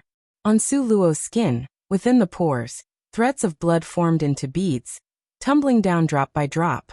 The beads of blood converged together from her entire body, forming a circular wreath. A blood-colored circle confined her to her original place, whereas for her, she was powerless to move even a hair. Su Luo gritted her teeth and persisted, even though both knees were still bent as before. But both knees were a final second away from touching the ground all of a sudden. A familiar figure, like a god, appeared, falling from the sky, coming out of nowhere. Su Luo lifted her eyes to look and could only see his gorgeous, white and soft robe with sleeves fluttering about. His handsome face with suet jade-like skin was exquisite, and had a glowing luster. It seemed as if he was light like a cloud covering the moon, like the ghost of snow floating with the wind, so beautiful that it was astonishing to see. One could only see his body immediately fly over. His long, extended arms looped Su Luo into his embrace.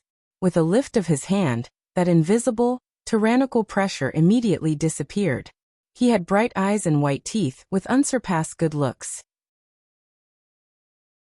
His entire body gave off an exceptionally sharp and proud manner. That gesture displayed the highest quality of a domineering king, making people not dare to look straight at him. He dropped his head down to look at Su Luo. His appearance had a faintly tender and firmly protective expression. His Highness Prince Jin. Su Zian and Su Jingyu were both staring at Nangong Luoyun with shocked astonishment. They were staring with wide open eyes at his posture of holding Su Luo tightly in his embrace.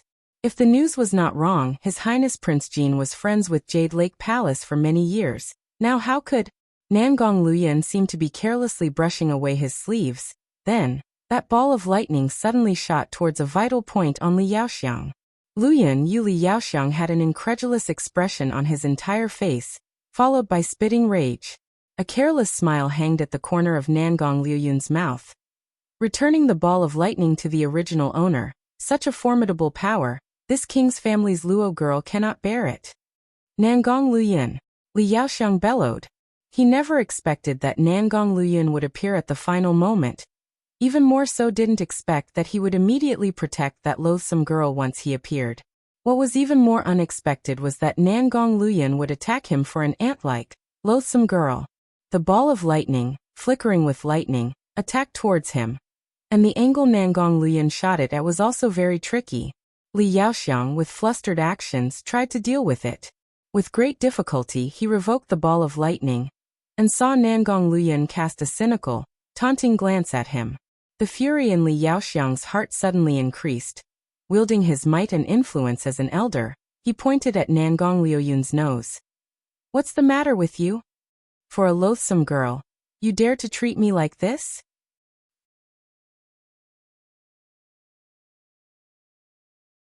Chapter 539. Operation to divide the loot. 2. Li Yaoxiang's finger just so happened to point at the middle of Nangong Luoyun's forehead. Su Luo squeezed out some sweat on behalf of Li Yaoxiang. He actually dared to point to His Highness Prince Jin like this, simply courting death. Nangong Luoyun's phoenix eyes narrowed slightly. Suddenly he extended two fingers, and fast as lightning, sandwiched Li Yaoxiang's finger between them. Snap! The crisp sound of bones shattering into pieces could be heard. Hiss! Li Yaoxiang's mind cried out in pain, inhaling a breath of cold air. At the same time, his pair of eyes carried amazement as he stared at Nangong Luoyun in disbelief. You are actually eighth rank? How did this come about? Clearly just half a year ago, he was only 6th rank. Why was it that in such a short period, Nangong Luoyun's progress was simply amazingly rapid? Li Yaoxiang was completely confused. That's right, now at the same rank as Martial Uncle Li.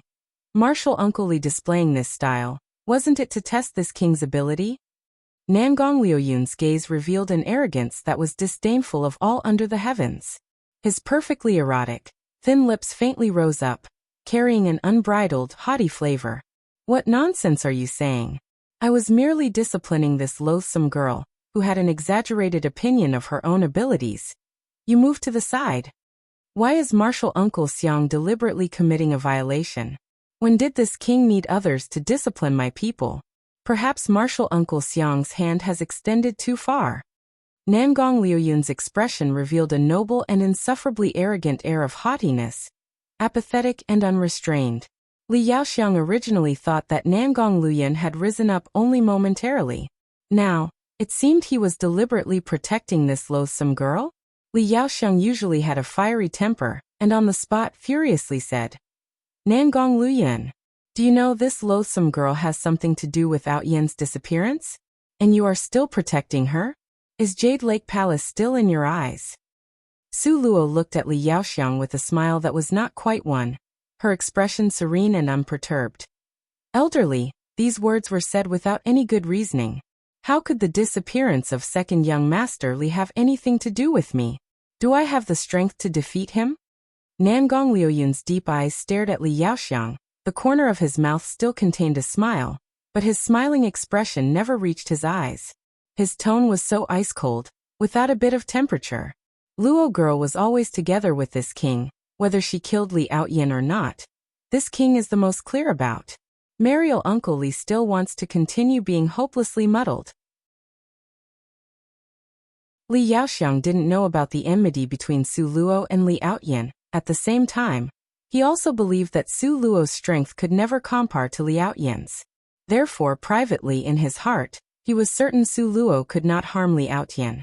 The reason why he was blustering around Su Manor was merely because Yaoer beseeched him to come and teach Su Luo a lesson and to frighten her, forcing her not to stick to Nangong Luyun again.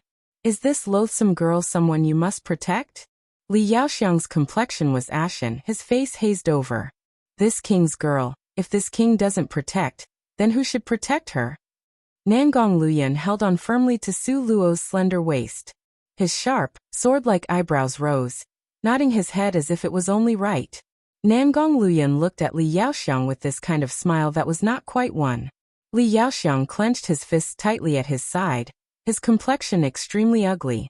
Just a moment ago, the move that Nangong Luyun used gave birth to a restraining fear in Li Yaoxiang's heart. He didn't dare to act without thinking. Good, very good. Since you insist on protecting this loathsome girl, then wait and see. Li Yaoxiang reckoned over and over again, and still had no choice but to stifle this fury. Without confidence, he laid down these fierce words, lead the group of people he brought over, and grandiosely walked out of Su Manor. Li Yaoxiang came aggressively, to crush this manor strongly, but it resulted in him walking away from a difficult situation. Everyone watched the defeated Li Yaoxiang walk away, and once again looked at His Highness Prince Jin, who was full of mettle. At that moment, their assessment of His Highness Prince Jin once again increased a bit.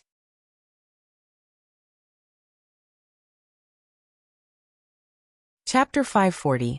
Operation to Divide the Loot 3. Worthy of being called the most admirable prince, His Highness Prince Jin. Seeing Li Yaoxiang bringing that crowd of people and leave with his own eyes, the rock in Su Xian's heart finally fell to the ground. He released a deep breath of air. He wiped his forehead that was full of perspiration. Su Xian realized that he was still kneeling, and a touch of embarrassment flashed across his face. He hurriedly stood up and went to welcome Nangong Luyun with a huge smile across his face. All thanks to your Highness Prince Jin's timely appearance, otherwise today, a great calamity will very likely fall upon Su Manor. Ashamed, ashamed. Su Xian was extremely enthusiastic, and full of flattering actions. Able to anger Li Yaoxiang until he walked away in defeat was already sufficient proof of His Highness Prince Jin's strength. Therefore, Su Xian would fawn over His Highness Prince Jin very strongly. But Nangong Luyun merely used an arrogant gaze that looked down on people to cast a faint glance at him. His expression was indifferent, with the corner of his lips hooked up disdainfully. This king is not interested in Su Manor. An embarrassed expression flashed through Su Xian's appearance. Then you. Seeing Nangong Luyun sticking closely to Su Luo's slender waistline, a clearly understanding smile appeared in his eyes. This person understands, this person understands. Originally, he was under the impression that Su Luo was a loathsome rock that only disgraced him. He didn't expect that in the end, she would turn out to be a piece of dazzling, crisp green jade. In contrast, these other sons and daughters, each and every one of them before, all seemed really good. Until now, the direction of their development was not a little bit as good as Su Luo's. Moreover, now it seemed His Highness Prince Jin, because of Su Luo, would actually not hesitate to fall out with the Jade Lake Palace. It looked like he really had set his heart on this girl. The more Su Zian thought about it, the more happy he became. The gaze he used to look at Su Luo became more kind. Being stared at by such a gaze, Su Luo was simply alarmed from the bottom of her heart. Nangong Luyan had a panoramic view of Su Zian's two entirely different attitude from beginning to end. His perfect lips hooked into a water caltrip-shaped demonic smile. If this king had not appeared, then would the great General Su have sold out on Luo girl? Not possible, not possible. Luo is this one's biological daughter. How can this one do such a thing? Su Zian directly denied. Then that's good. Nangong Luyan pulled at Su Luo and started to walk away. After walking a few steps, he again stopped, and his indifferent voice started to sound again. From now on, if this king found out someone bullied her, then the great General Su shouldn't blame this king to choose to disregard sentimental feelings of relationship. Saying this, he swept a glance at Su Jingyu, who kept quiet out of fear. Nangong Luyan led Su Luo along and took steps to leave. Seeing that pair's gradually departing rear view, only now did Su Zian slowly release a breath of air. Li Yaoxiang used force to compel people, but His Highness Prince Jin, with just one meaningful glance and a memorable smiling expression, gave him a pressure that was countless times greater than the one Li Yaoxiang gave him. Dad, are you going to just let that loathsome girl leave like this? Until His Highness Prince Jin's figure could not be seen, only then did Su Jingyu dare to sow dissension. Su Zian did not respond in agreement to him like he did in the past, but instead directly slapped him on the head. Moron! Don't tell me you can't see His Highness Prince Jin treat Su Luo in a special way? You guys remember, from now on don't provoke Su Luo again. She is not someone you guys can afford to provoke. When that moment comes and something bad happens, don't blame this father for disregarding sentiments and feelings. Dad, you also realize this loathsome girl had started a feud with Li family. Li family want to kill her no matter what. Su Jingyu's flushed face spoke of the matter Su Zian was trying to avoid. Su Zian's face had a burst of red, then greenish blue. On one side was His Highness Prince Jin. On the other side was the Jade Lakes Li family. Both sides were all quite powerful, regardless of which side they climb onto. With regards to Su Manor, it would be absolutely a good thing. Su Zian already want to curry favor with His Highness Prince Jin, also does not dare to have Jade Lakes Li family as an enemy. At this moment his heart was indeed full of difficulty, wavering from left to right. Originally his thoughts of wanting to be good to Su Luo also gradually cooled off.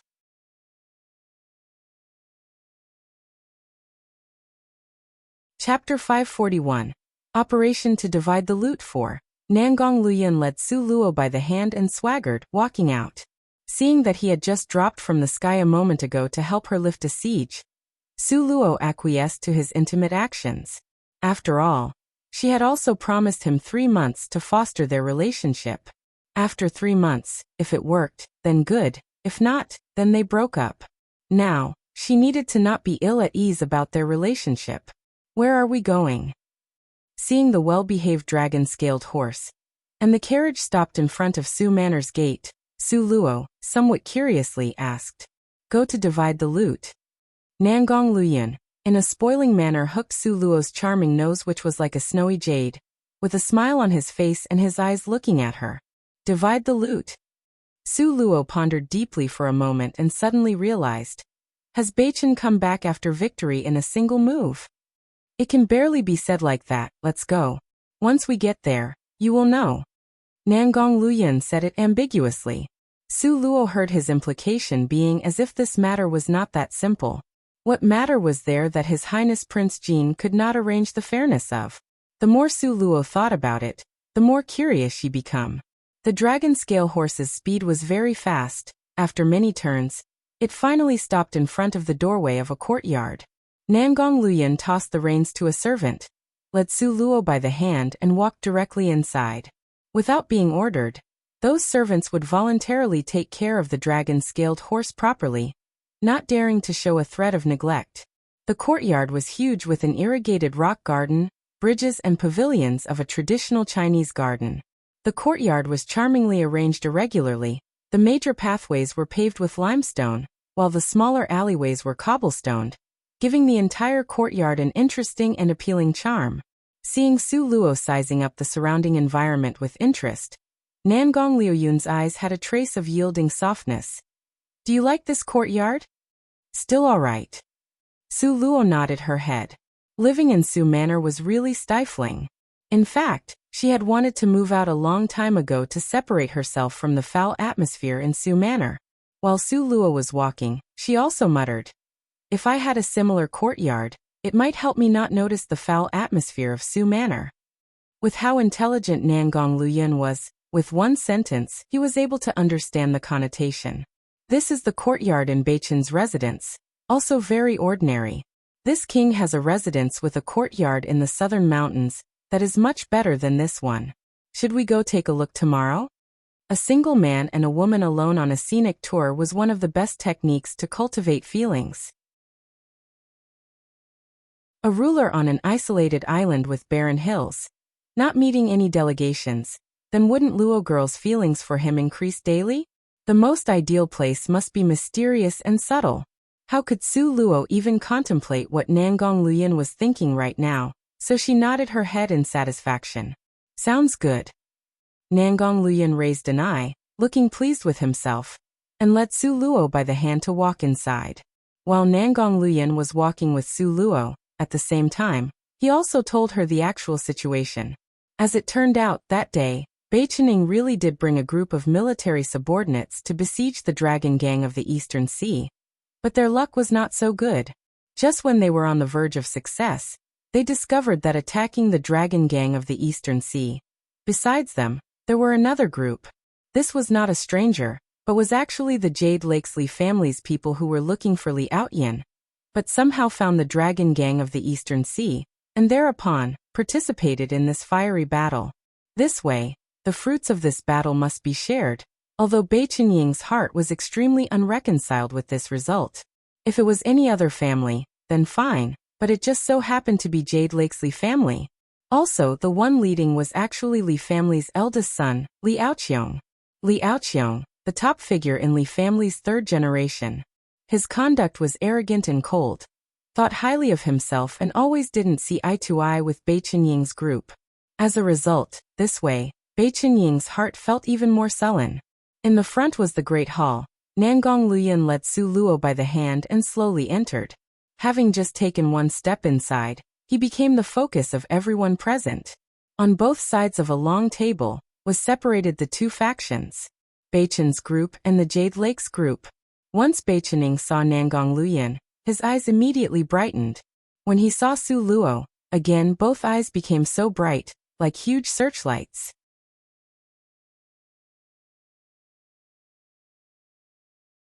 Chapter 542. Operation to Divide the Loot 5. He was just about to go up and welcome them, but someone was a step ahead of him and threw him behind. Lan Xian quickly rushed towards Su Luo, shouting excitedly, "Sister-in-law, you finally came. We waited for you until exhaustion. How we looked forward to seeing you and finally you came." Lan Xian stretched out both hands to grab Su Luo, just about to cry thousands of tears to her.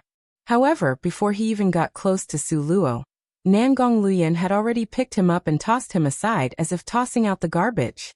Anya Ming had his fist placed by the side of his lips, pursing his lips into a smile. He pulled Lan Xian away. "Don't know to avoid a taboo, well deserved." Lan Xian spread out his mouth and grinned toward Su Luo, revealing snow-white, cute canine teeth. "Sister-in-law, today, we are completely depending on you. Completely depending on you, ah. Our harvest is simply too big." Su Luo's beautiful, star-like eyes were confused and innocent. She didn't understand why these people was clearly awaiting her. What for? Wasn't she here just as a spectator? Could it be they were waiting for her to come and host this event? Scoff, you guys were stalling for time, just to wait for her? The corner of Li Aoqiong's mouth rose in disdain, freely pointing at Su Luo. Li Aoqiong had mistakenly believed that they were stalling for time to wait for the King of Crystal Stones to arrive. He never expected that after waiting for so long, it was for a still wet behind the ears loathsome girl. After the trip to Amethyst Fish Palace, after the trio, with Bai Qining among them, had suffered a series of losses, they finally realized one thing. Su Luo, this girl, was definitely the illegitimate daughter of the goddess of fortune. They completely had no need to question this point, because Su Luo's luck was simply so good as to defy the natural order. This time, the operation to divide the loot involved a large element of luck. Therefore, the three didn't even need to think and directly aimed their gazes towards Su Luo. It was so much so that this time, they even tossed Nangong Luyan, who they always placed high hopes on, to the back of their mind. Hearing Li Aoqiong's taunting and disdainful words, the three had identical expressions of about to explode from anger. Bei Qining angrily pointed at Li Aoqiong. What's wrong with her? Her luck, compared to yours, is 100, no 1,000 times better. Don't you get wild on me. Lan Xian coldly snorted a few times. Just you wait, when the time comes that you lose until you piss in your pants in terror, don't say we didn't warn you. An Yeming also followed along to create more trouble in a calm and composed manner with both hands behind his back. He raised his chin and leisurely said, "Now there is still time for you to propose a replacement for your candidate." Li Aoqiong won. By his name, you would know that he was arrogant and proud to the sky. He would turn his nose high to the sky, showing disdain. Even the heavens were unworthy in his eyes. Let alone a little girl? One could only see Li Aoqiong give a cold, sinister smile. These years, your levels keep growing, but the intelligence has gotten lower. To also revere a loathsome girl to this extent. You guys are not afraid of how embarrassing this looks. Nangong Luyan led Su Luo by the hand and walked to stand in front of him. The corner of his mouth hooked into a nefariously charming smile, while he cast sidelong glances at Li Aoqiong. What? Not convinced by the woman this king had selected? Nangong Luyan was eager for the entire world to know that Su Luo was the person he fancied. He was making it impossible for her to avoid this, and at the same time, also let everyone clearly see that no one was allowed to lust after his, Nangong Liuyun's woman. Li Aoqiong's brows knotted slightly. Suddenly, he was unhappy. Nangong Luyan, are you being serious? Li Aoqiong's eyes that were like millennium-year-old ice, stared fixedly at Nangong Luyan. He was so furiously indignant that he nearly spit out fire. When Yao Yao had tearfully complained that Nangong Luyan had a new flame, he was skeptical. When Bei Chen and his group called that girl sister-in-law, he did not accept it as correct. Now Nangong Luyan admitted with his own words. How could this still be false? Li Aoqiong's expression immediately condensed into frost. His complexion shrouded in a layer of cold ice. He immediately grabbed towards Nangong Luyan. Nangong Luyan, you are indecisive, fickle and unfaithful. Doing this, where have you placed Yao Yao? Do you still place Jade Lake Palace in your eyes? Still have the Li family in there? 1 Li Aoqiong. The AO character in English means arrogant/proud/unyielding. The Qiong character in English means the sky/dome/vault/something high up. Thus his name is literally arrogant to the sky.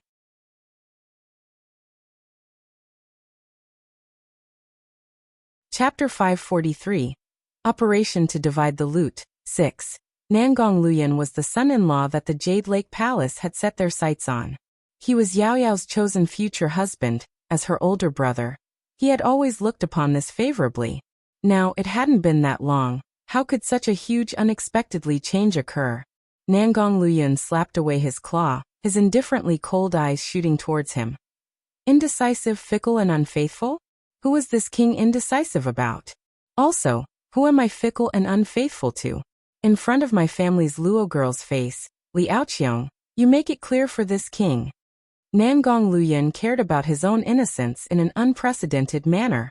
Any other matter that slandered him was fine, but with regards to his purity, this point, he must clarify. His Luo girl had always been the most small-minded. If this caused a misunderstanding, then these days of hard work would certainly be wasted. Having heard what was said, Li Aoqiong was simply in disbelief. Following which, his rage rushed to his heart. Nangong Luyan. Do you dare swear on the heavens that your heart has never beat for Yao Yao? Do you dare swear on the heavens that you haven't let Yao Yao down? Li Aoqiong gritted his teeth in rage, firmly glaring at Nangong Luyan with a sinister gaze. Jade Lake's Li family had all regarded Nangong Luyan as a son-in-law. Now could he actually speak these words out loud in front of everyone? Unexpectedly, Nangong Luyan, this bastard, really raised 2 fingers to swear an oath towards the heavens. With the Emperor of the heavens above and the deep earth below as witness, I, Nangong Luoyun, from the beginning to the end of life, will only like one person, Su Luo. My heart has never moved a trace with worldly intentions towards other women. If I were to violate this oath, I will immediately meet with a violent death. His white clothing danced elegantly, with his jet-black hair dropping down and drifting gracefully. It was casually tied up by a length of red silk. He was devilishly alluring, simply able to charm all living things. He stood proudly, with an unyielding sharp edge in his pitch-black, arrogant eyes. His entire body gave off a noble air of arrogance that was insufferably haughty. On that handsome face that could mesmerize all living things, it was overflowing with an extremely demoniacal, potent smile. Nevertheless, it carried an unshakable, lofty, determined and resoluteness manner. This oath was also neat and tidy, not in the least sloppy or unclear. Simply so amazing as to make people slap the table and shout out praises. Finished, he still had a smile on his face. His pupils lowered to gaze at Su Luo adoringly, his eyes overflowing with soft waves. You see, even the oath is already made, and you still won't marry me? The majestic His Highness Prince Jin. Countless people would revere and worship him. Everyone had guessed that he would inevitably break through to be an immortal, enabling him to live forever. Such an outstanding His Highness Prince Jin would actually lower his voice and lofty air to a female who he still beseeched and couldn't get? This was simply ridiculous. However, this matter really occurred just like this. Li Aoqiong totally didn't expect that Nangong Luoyun would actually make the vow. From his understanding of Nangong Luoyun, it was impossible for him to do this. From this, it could be seen that this girl truly occupied not a small part of his heart. Li Aoqiong's sinister eyes stared at Su Luo, like a poisonous snake hidden in the underbrush, vicious and treacherous. The Jade Lakesley family's reputation was simply trampled on by Nangong Luoyun. He actually dared to do this. Confronted with Nangong Luoyun's oath, if it was said that Su Luo's heart wasn't moved a thread, naturally, it was a lie. People were not plants, who could be so heartless. Nangong Luoyun once again accurately touched upon Su Luo's character of amenable to soft coaxing and not forceful coercion. Bursts of soft waves continued to assail her. Even if Su Luo wanted not to be moved, it was nearly impossible. However, since there was already a 3-month adjustment period, Su Luo naturally would not foolishly give him a promise right now. One could only see her exasperatedly give Nangong Luoyun a push. Enough flirting in front of everyone. You are not afraid of being embarrassed, but I am almost enough already. Oh, how bitter was Nangong Luoyun's heart. In order to pursue this girl, His Highness Prince Jin's majestic reputation had already been lost long ago. Where did he still have some face left to lose? He had shamelessly and determinedly hung on to her. Seeing the two of them publicly flirting, the trio with Bei Chening were fine. After the trip to the Amethyst Fish Palace, they were already immune to it.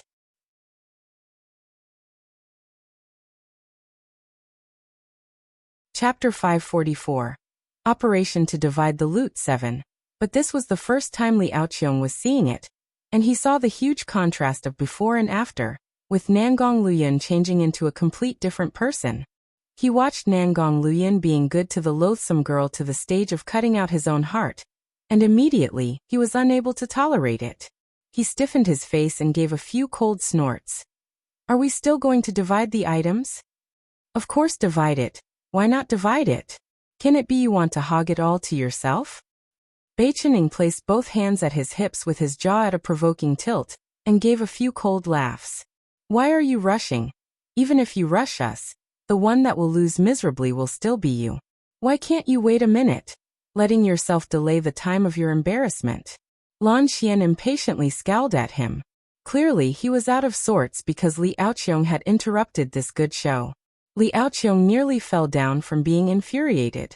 These guys originally, they kept quiet out of fear for him. Why was it that now each and every one of them had grown guts? Also, that loathsome girl. Li Aoqiong's gaze was as deep and cold as ice blades that were flung across Su Luo's entire face. Was she really that pretty? Really didn't know why these guys whose eyesight were normally the top would think so highly of her? Lose? I, Li Aoqiong, have never lost in this lifetime. Really want to try this flavor. Li Aoqiong laughed with extreme fury. Bei Chening, not fearing death on the spot, retorted with a slap in his face. No problem, very quickly, you will taste the flavor of losing. Moreover, once you have a first time very quickly, there will be a second time, third time.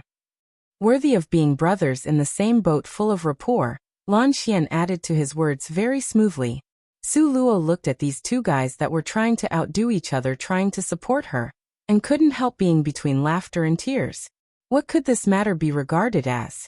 From stepping inside until now, nobody had told her the specifics of what she ought to do. Bei Chening and them, every single one had already considered her to be an always victorious general that had won hundreds of battles. I say, in the end, what kind of crafty plot are you guys up to? What specifically are you comparing? Can you send a person to explain it to me? Su Luo snorted in irritation. Once she entered, they directly provoked the hostility, but even now, Su Luo was still unclear about exactly what happened.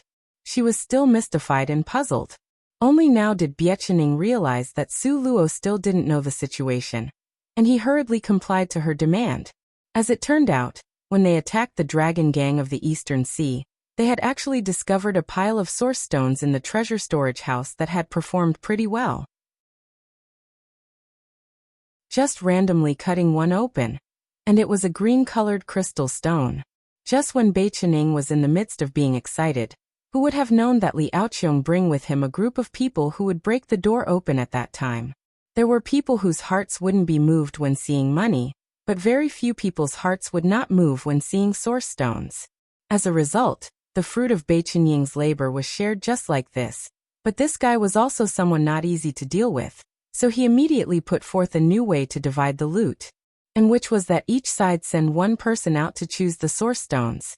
Since even from the grade of source stones, you still could not see the crystal stones inside, therefore, picking a lot or little, picking good ones versus the bad ones, all was dependent on luck. And the reason why Bei Chening would pick such a method was because after the trip to the Amethyst Fish Palace, he had wholehearted trust in Su Luo's genuine good luck compared to others which were merely illusionary. So it is to pick source stones. Su Luo indifferently nodded her head. Compared to other matters, her heart would be uncertain.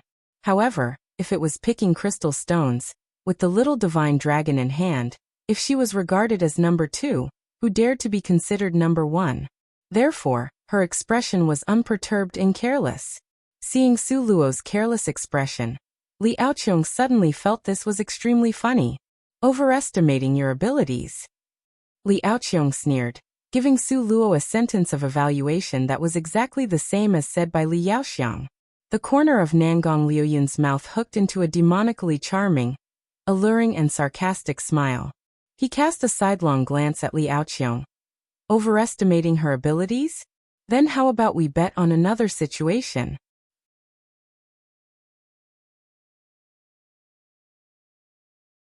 Chapter 545. Operation to divide the loot. 8. Li Aoqiong had nowhere to vent the anger in his heart, and was waiting for people to take the bait. These words were close to his intent. Bet on what? Nangong Liyun smiled composedly. After both sides' selection has concluded, we will cut open the stones on the spot. The side that loses will then take out 1,000 pieces of green-colored crystal stones. 1,000 green-colored crystal stones? Just relying on her? In Li Aoqiong's eyes, Su Luo was an unknown little ant, let alone 1,000 pieces. Could she even take out one piece?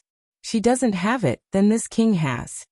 How could Nangong Liyun not understand the expression in Li Aoqiong's eyes? He unhesitatingly spoke that on the spot. You truly are possessed. Li Aoqiong angrily snorted coldly. Jade Lakesley family's chosen son-in-law, the future husband for Yao Yao, and he actually again and again helped other people. He simply could not bear it. He looked left and right, up and down, and just couldn't see which part of this smelly girl was outstanding.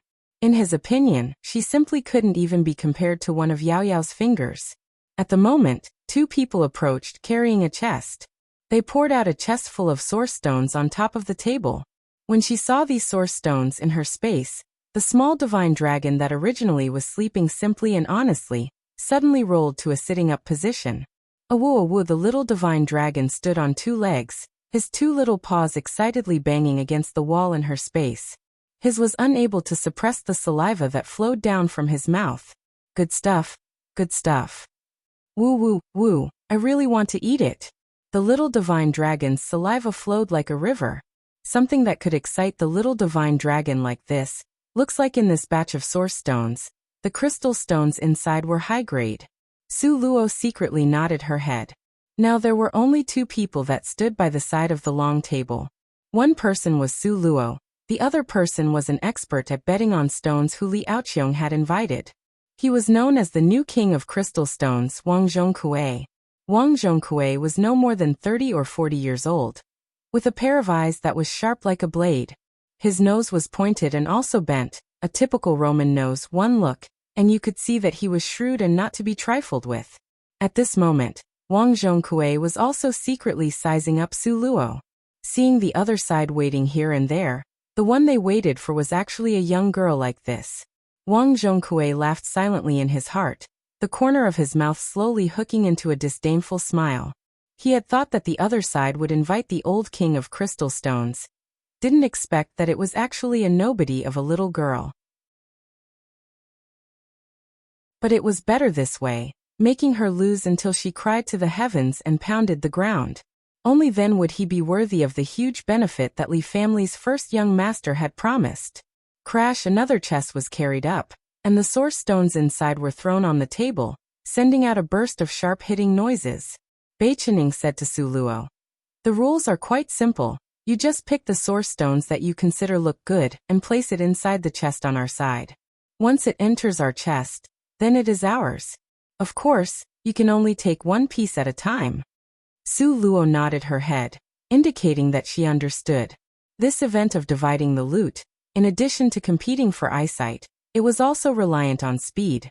Otherwise, no matter how good the eyesight, if the speed of choosing was not fast enough, then the good things would naturally be taken away by other people. Seeing Su Luo's calm and composed expression, Li Aoqiong and Wang Zhongkue's eyes narrowed slightly. Simultaneously, a cynical, disdainful expression flashed through their eyes. They quite looked down on Su Luo, who was such a young, loathsome girl. You must know that betting on stones relied on eyesight and experience. What could this silly little girl possibly understand? Therefore, both of them felt that this gamble didn't even need to be bet on. It was absolutely a settled win for them. Choose properly. The Jade Lake Palace will not treat you unfairly in rewards. Li Aoqiong rarely dropped his posture and patted Wang Zhongkue's shoulder. Soon after, he cast a glance at Su Luo, snorted disdainfully and walked to the side to wait. Having high hopes placed on him by Jake Lake's Li family's first young master, Wang Zhongkue's eyes were full of deeply moved emotion.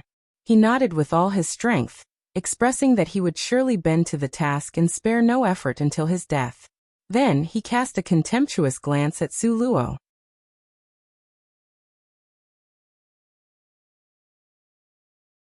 Chapter 546. Operation to divide the loot. 9. The corner of Su Luo's mouth rose into a smile that was seemingly not there, with a hint of ridicule. Looking down on her, huh? Then she would let them see who was the real king of crystal stones. Begin. Li Aoqiong's cold voice sounded in the quiet space. His voice hadn't faded before Wang Zhongkue rapidly reached for the source stone he had already settled on long ago. Once he had it in his hands, he only slightly swept a few glances at it before putting it inside the chest at his side. His speed was extremely fast, practically determining things after a few sweeping glances. According to common sense, such a speed as his was already very fast. Very few people could match it. In contrast, Su Luo. At this moment, Su Luo's performance was simply making her fellow partners blue their tops. Bei Chening had one hand on his forehead, who was practically regretting he invited Su Luo, this fixed-in-place Buddha, to come. In this tense moment, she was actually sitting there in a daze. That's right, just that kind of gaze like an imbecile, the kind of expression of mentally exploring the universe with her mind wondering. Did she not see that the other side had already picked about 10 pieces? She was actually still there, staring blankly and lost in thought. What kind of tempo was this? Moreover, she looked awfully happy, being lost in thought that even the corner of her mouth carried a slight smile.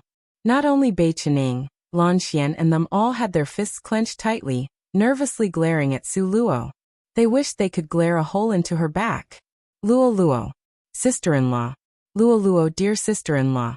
Quickly wake up, quickly choose ah.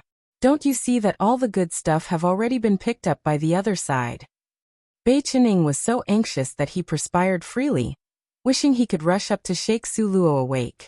But unfortunately, in the beginning, the rule was set that no one was allowed to make a sound, therefore, they could only use their eyes to glare at her. But using eyes to send meaningful intent, with regards to Su Luo whose mind appeared to be blank, the effect was very little. It could even be said that it was completely ineffective, compared to Bei Qining and them who was so nervous that they were keyed up. However, Nangong Luyin was calm and composed. He stood there unperturbed, the corner of his mouth unexpectedly still had a smiling expression. He had complete confidence in his family's Luo girl. In any case, regardless of whether she was capable or not, as long as she was happy playing, then it was fine. He would take responsibility for everything. Li Aoqiong saw Su Luo's lost-in-thought appearance, and his heart suddenly felt entirely free from worry. His thoughts were understandable, and he cast a disdainful glance at Nangong Luyin. Scoff, you only have this kind of eyesight. Nangong Luyin raised an eyebrow and leisurely stared back. How could a common folk like you read this king's Luo girl? Li Aoqiong coldly snorted several times. He disdainfully pointed to Su Luo's dazed appearance, and again pointed at himself. I am a common folk? Nangong Luyin did not object. He did not feel like dealing with Li Aoqiong. He turned his back to him. Now his whole heart was happily appreciating his family's Luo girl's good-looking back of the head. The back of his family's Luo girl's head was also the most beautiful-looking back of the head. Seeing it would delight the eye and warm his heart, His Highness Prince Jin's heart joyfully thought, having tightly been ensnared by love. At this moment, what was Su Luo doing? Of course, it was more complicated than being lost in thought. As it turns out, when she wanted to take out the little divine dragon, this little guy unexpectedly told her that according to his disjointed bit of memory that was passed on, he knew how little master could unite with him, the beast, as one. He didn't need to go out and she would know which source stones were a treasure. Not having to reveal the small divine dragon, this was naturally the best method.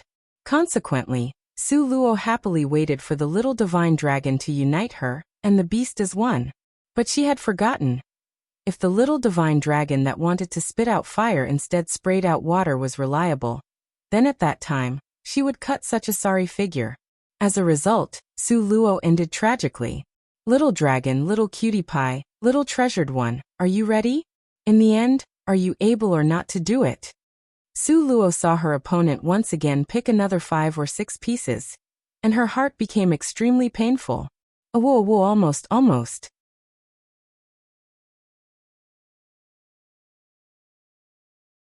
Chapter 547.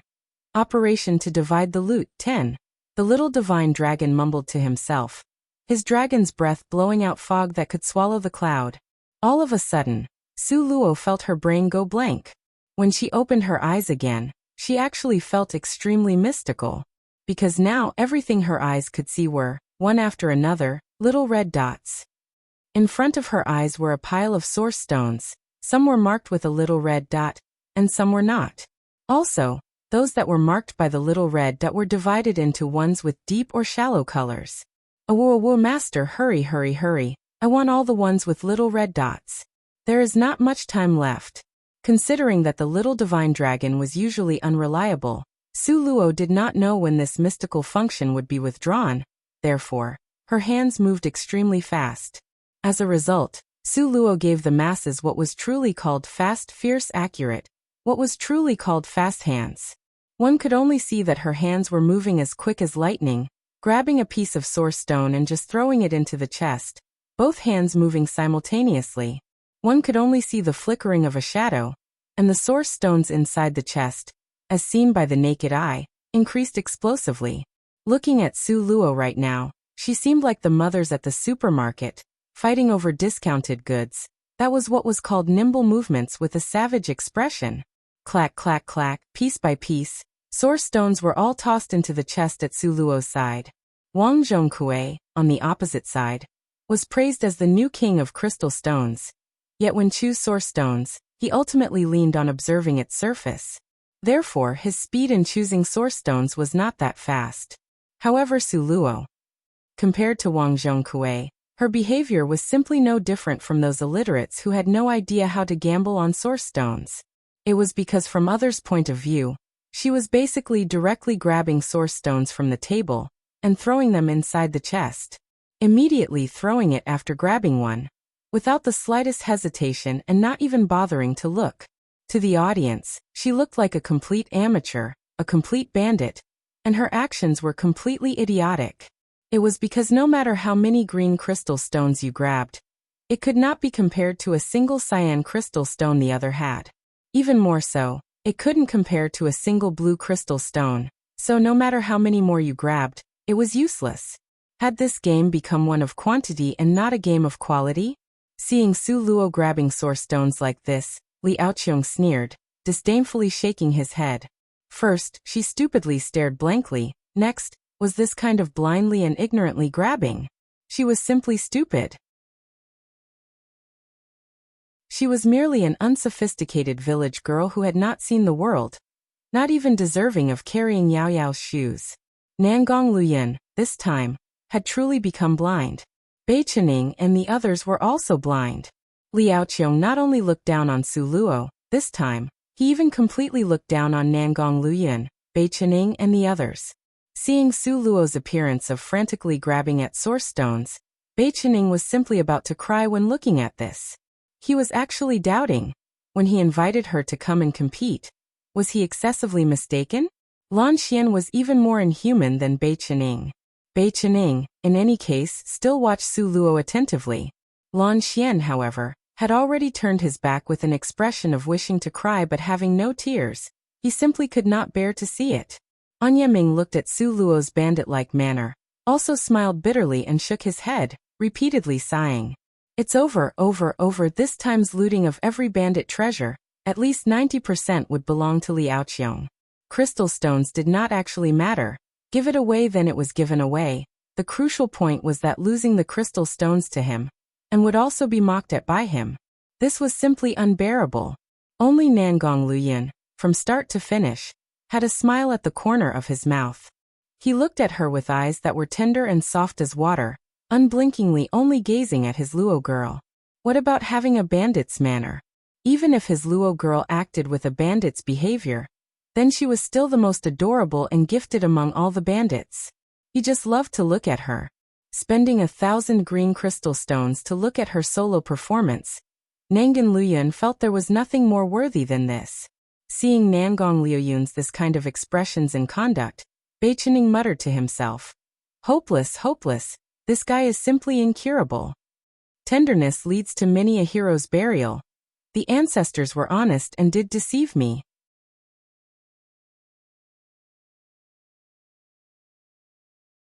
Chapter 548.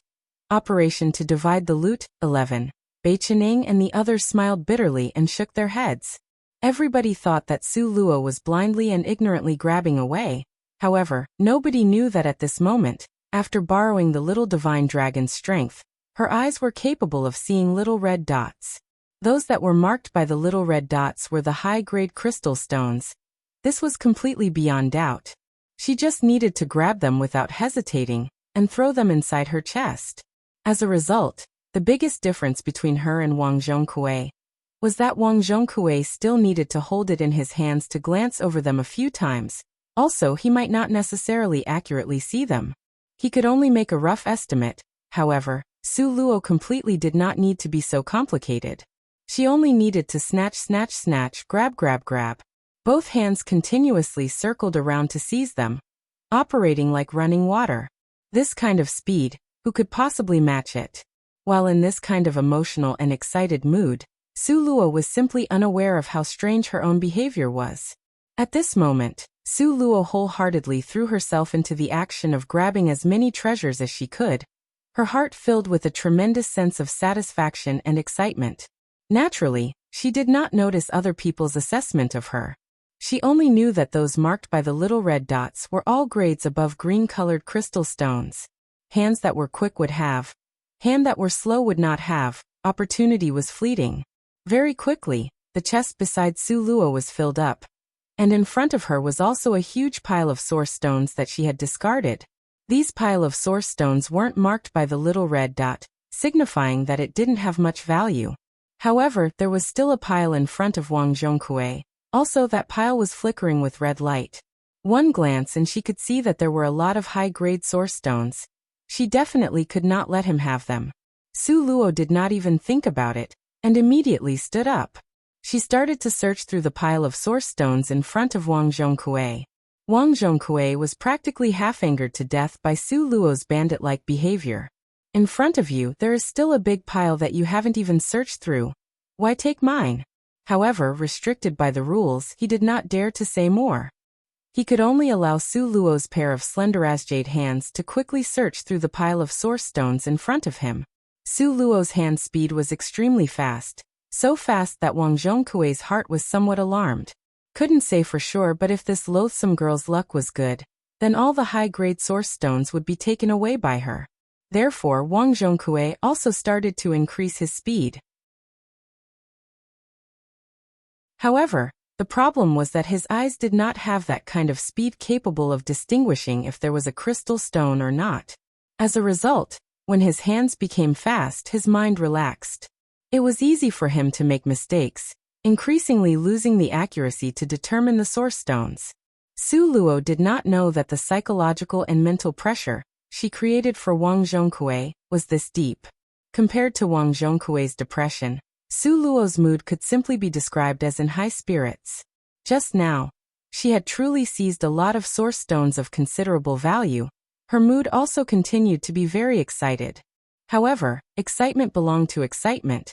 Who could be so excited and joyful in snatching food from others' mouth? At this time, Su Luo simply did not give Wang Zhongkui a way out. The source stones that were marked by the red dots, without exception, she would not let them go. Eyes swift and hands fast, all of them were snatched into her chest. Also, she was very crafty.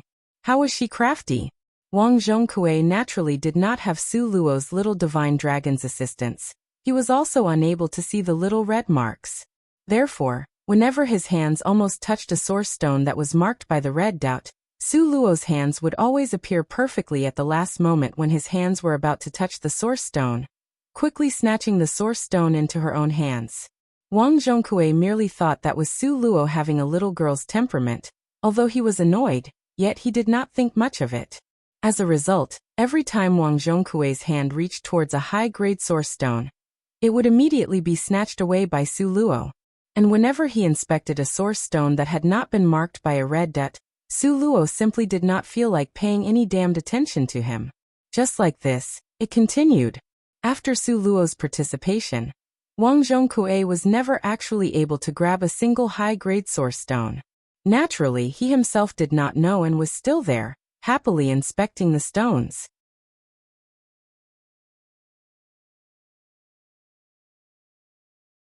Chapter 549. Operation to divide the loot. 12. Li Aoqiong was also unaware of this. He was still there, disdainfully looking down on Su Luo. Very quickly, after going through Su Luo's frantic plundering, the high-grade source stones on Wang Zhongkui's side were all forcibly taken with none left. At the same time, the ability the little divine dragon gave her was also nearly used up. In a flash, Su Luo was unable to see the red dot markings. Su Luo directly withdrew her body and collapsed into the back of the red sandalwood chair. Both of her hands were carelessly looped behind her head with her mouth hooked up slightly. She had a smile that was not quite one as she looked at Wang Zhongkui inspect the pile of source stones in front of her. Such a pitiful guy. She had already taken all the good stuff. What could he possibly be able to pick out? But Wang Zhongkui, this new king of crystal stones, did not know, and his head continued to be buried within the pile of source stones. He was diligently and with rapid attention, single-mindedly choosing source stones. Bei Qining finally was unable to bear Su Luo's carelessness. With resentment and helplessness, he said, "Who spoiled her to create such a temperament? Where could you see that in a competition, someone would have both hands behind their head? So carelessly watching the opponent's actions? This simply made them unable to describe it." How could he know that Nangong Luyan, this bastard, did not think this glory was a disgrace? He leisurely said a sentence. This king spoiled her. Do you have an objection? Bei Qinying's temple burst about. He simply did not dare to speak with Nangong Luyan again. At this moment, he cherished the memory of Nangong Luyan from before, who was dismissive, coldly arrogant and not interested in females. The Nangong Luyan of that time would lift a chin and look in all directions, thinking, women? What kind of thing was that? Get the fuck away from this king. That was what kind of impressive appearance, disdainfully looking down on the world from the corner of his eyes. And now, he still hadn't even married her, and already spoiled her to this degree. After marrying her, didn't know to what degree he would spoil her even more. The hard times were still in the future. Bei Qinying complained a lot in his heart. Su Luo didn't understand Bei Qinying's grief. Now, she was merely smilingly watching Wang Zhongkui, who was facing her. Wang Zhongkui continued to pick. Finally, he picked all the source stones in front of her that she didn't want.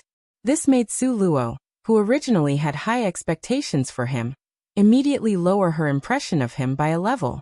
You must know that all of the source stones in front of her weren't marked with a red dot. Not a dust of a crystal stone existed inside of them. Consequently, Su Luo kind-heartedly stepped forward to remind him. Hey, you don't need to move the pile in front of me. The ones with crystal stones have already been picked out. The remaining ones are all trash. Are you taking it to use as a stool? Once Su Luo said this, immediately, the entire audience was in an uproar. The few of them with Bei Qinying were stupefied.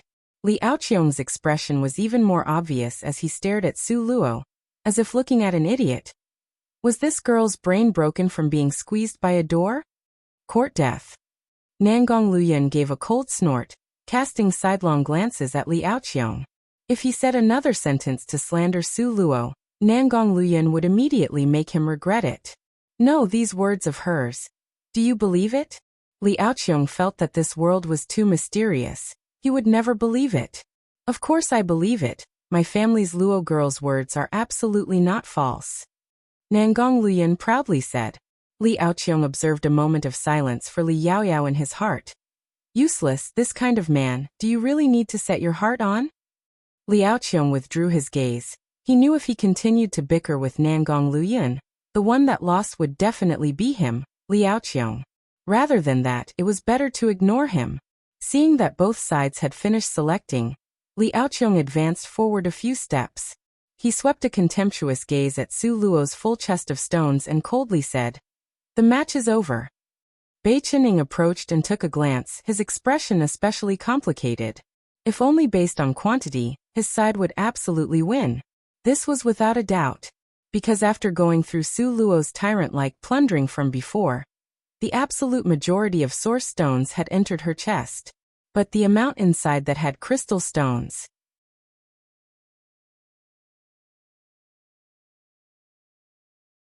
Chapter 550. Operation to divide the loot, 13. Bei Qinying really didn't dare to guess. Maybe inside this huge pile, there wasn't a single crystal stone.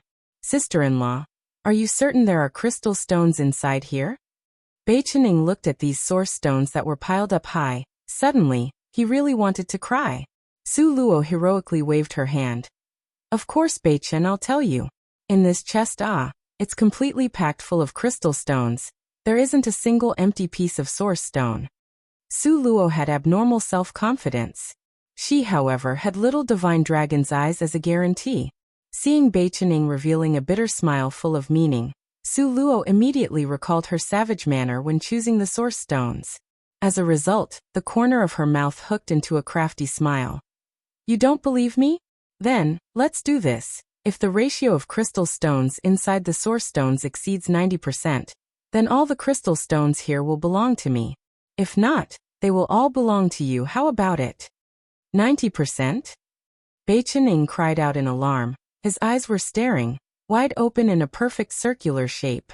Lan Xian also took the opportunity to approach, picking up a piece of source stone and tossing it up and down playfully. Sister-in-law, don't make it difficult for yourself, else how about this? If the ratio of crystal stones to source stones exceeds 10%, then it's considered your win. How about it? 10%? Underestimating her too much. Su Luo insisted on with self-confidence. Don't need to throw the game for me, just set it at 90%. If you want to bet, then bet. Really talk too much. This 90% ratio was still a modest way of Su Luo speaking. In fact, the proportion of source stones that had crystal stones inside them was absolutely at 100%. Good. It's a bet. With Nangong Luyan present, Su Luo was overflowing with fat riches. If she didn't consume these riches, then she would meet the wrath of the heavens.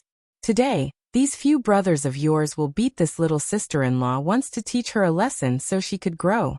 Okay, then it's decided like this. The corner of Su Luo's mouth rose into a crafty arc. Both of her eyes had a smile. She watched Beichen with an overflowing smiling expression, until Beichen became scared from the bottom of his heart. Seeing this side start to have internal strife, Li Aoqiong had a pretty good mood. He cast a few icily arrogant glances at Su Luo. Merely a small ant, overestimating its own abilities. Su Luo cast a glance at Wang Zhongkui and glared at Li Aoqiong, hardly taking it lying down. Her mouth hooked into a cod smile. Fishing for compliments, believing oneself to be infallible. These two expressions directly criticized Li Aoqiong and also reprimanded Wang Zhongkui. Loathsome girl, your courage is not small. Aren't you afraid I will kill you? Li Aoqiong discovered that if he must find a merit on this girl's body, then it would be her little bit of completely unjustifiable courage. Nangong Luyan, in a timely manner, appeared at Su Luo's side. His phoenix eyes narrowed, staring dangerously at Li Aoqiong. You dare. The smiling expression on Li Aoqiong's face stiffened, sending an indignant glance at Nangong Luyan with a rage from having been betrayed. Su Luo smiled. Since you are unconvinced, then we can also set up a bet. How about it? Setting aside the bet set up by Nangong Luyan alone? This actually hit upon his intent. What's the betting method? Li Aoqiong's gaze slowly swept past Nangong Luyan, finally stopped on Su Luo's face. His gaze once again regained its icy arrogance. The same way of betting as with Beichen's group. Su Luo's eyes were full of smiles. Her smile was profoundly mysterious. Just bet on the portion of crystal stones in the source stones. If it exceeds 90%, then I win. If it is less, then consider it my loss. How about it? Wasn't this rushing up to lose? Not only limited to Li Aoqiong, even Beichening and them also thought this way. If they didn't know Su Luo's manner of choosing source stones, then fine. But just a moment ago, they had all seen it. Wherefore was this girl picking source stones? She was simply blindly guessing with her eyes closed.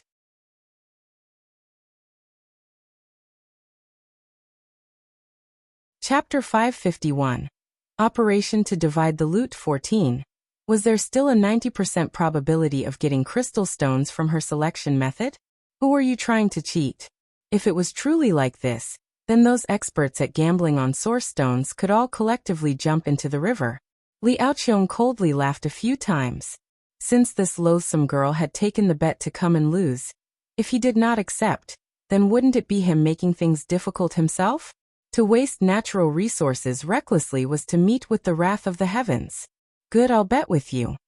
A trace of icy arrogance and sinister expression flashed through Li Aoqiong's eyes. Then if you lose. Li Aoqiong's line of sight swept Nangong Luyan a glance. Then it firmly fixed on Su Luo again, stressing each word so that it was incomparably clear, and said, You must leave Nangong Luyan and never allowed to meet again. As long as Su Luo left, then her little sister would have a chance. Nangong Luoyun's hands at his side tensed slightly. He bent down his head to gaze at Su Luo. Who would have imagined that this girl didn't even know his tense nervousness? She continued very invigoratingly and said, Fine. No problem. Nangong Luoyun's face darkened in a split second, so dark as to almost be able to wring out black ink. Being stared at by his gloomy gaze, Su Luo felt a bit scared from the bottom of her heart. However, this game of chance was very important to her. She could not continuously rely on Nangong Luoyun's protection. She must protect herself. At least, before she become formidable. She must have a smooth and undisturbed period to cultivate herself and become formidable. Either way, it was a sure bet to win. The larger the stakes, the more she could win. Su Luo's complexion became deadly serious. She pretended not to see Nangong Liuyun's almost exploding and walking away angry look. She coldly smiled and stared at Li Aoqiong. I have agreed to your conditions, but you must also promise me. If I, Su Luo, win, then Jade Lake's Li family cannot chase after to kill me within 1 year. Do you have the authority to make this promise? Nangong Liuyun's complexion eased a little, yet remained ugly. His pair of eyes unwaveringly stared at Su Luo, itching to stare a hole into her heart. Li Aoqiong's complexion focused. He had already thought that this loathsome girl would request they not kill her, however, didn't expect that her time limit was merely a year. She stole away the guy Yao Rao had fancied, and was also linked in countless ways to Outyan's disappearance. How could the Li family let her remain in this world? This point, even if he was the Li family's third generation's most outstanding disciple, and the future master of the Jade Lake Palace, he still had no authority to make this decision. However, a time limit of 1 year truly fell within the scope of his authority. Was the request by this loathsome girl raised by coincidence? Or was it done after careful deliberation? Li Aoqiong unconsciously looked towards Nangong Liuyun. Seeing his dense, dark, annoyed face as if thick ink, his mood immediately was happy. Fine, I, in my identity as Li family's third-generation young master, agree to your condition. Li Aoqiong believed firmly, since it was not Nangong Liuyun's idea, then it must be this loathsome girl acting before thinking. In the midst of Bai Chen-ing and the others' bewilderment, Su Luo and Li Aoqiong had reached an agreement. Bai Chen-ing originally thought of saying something. However, he was obstructed by Nangong Liuyun's mood of being on the edge of exploding, shrunk back his shoulders, walked 2 steps backwards, and determined at this moment to keep a distance away from Nangong Liuyun. Bai Chen-ing, start cutting the stones. Su Luo waving her hand, calling out to Bai Chen-ing, comparing Nangong Liuyun's sinking face that was capable of wringing out black ink. Su Luo's face was brimming with a bright and splendid smile. Yes, coming. Bai Chen-ing surreptitiously took a glance at Nangong Liuyun, seeing that he did not prevent it. Then he eagerly ran up.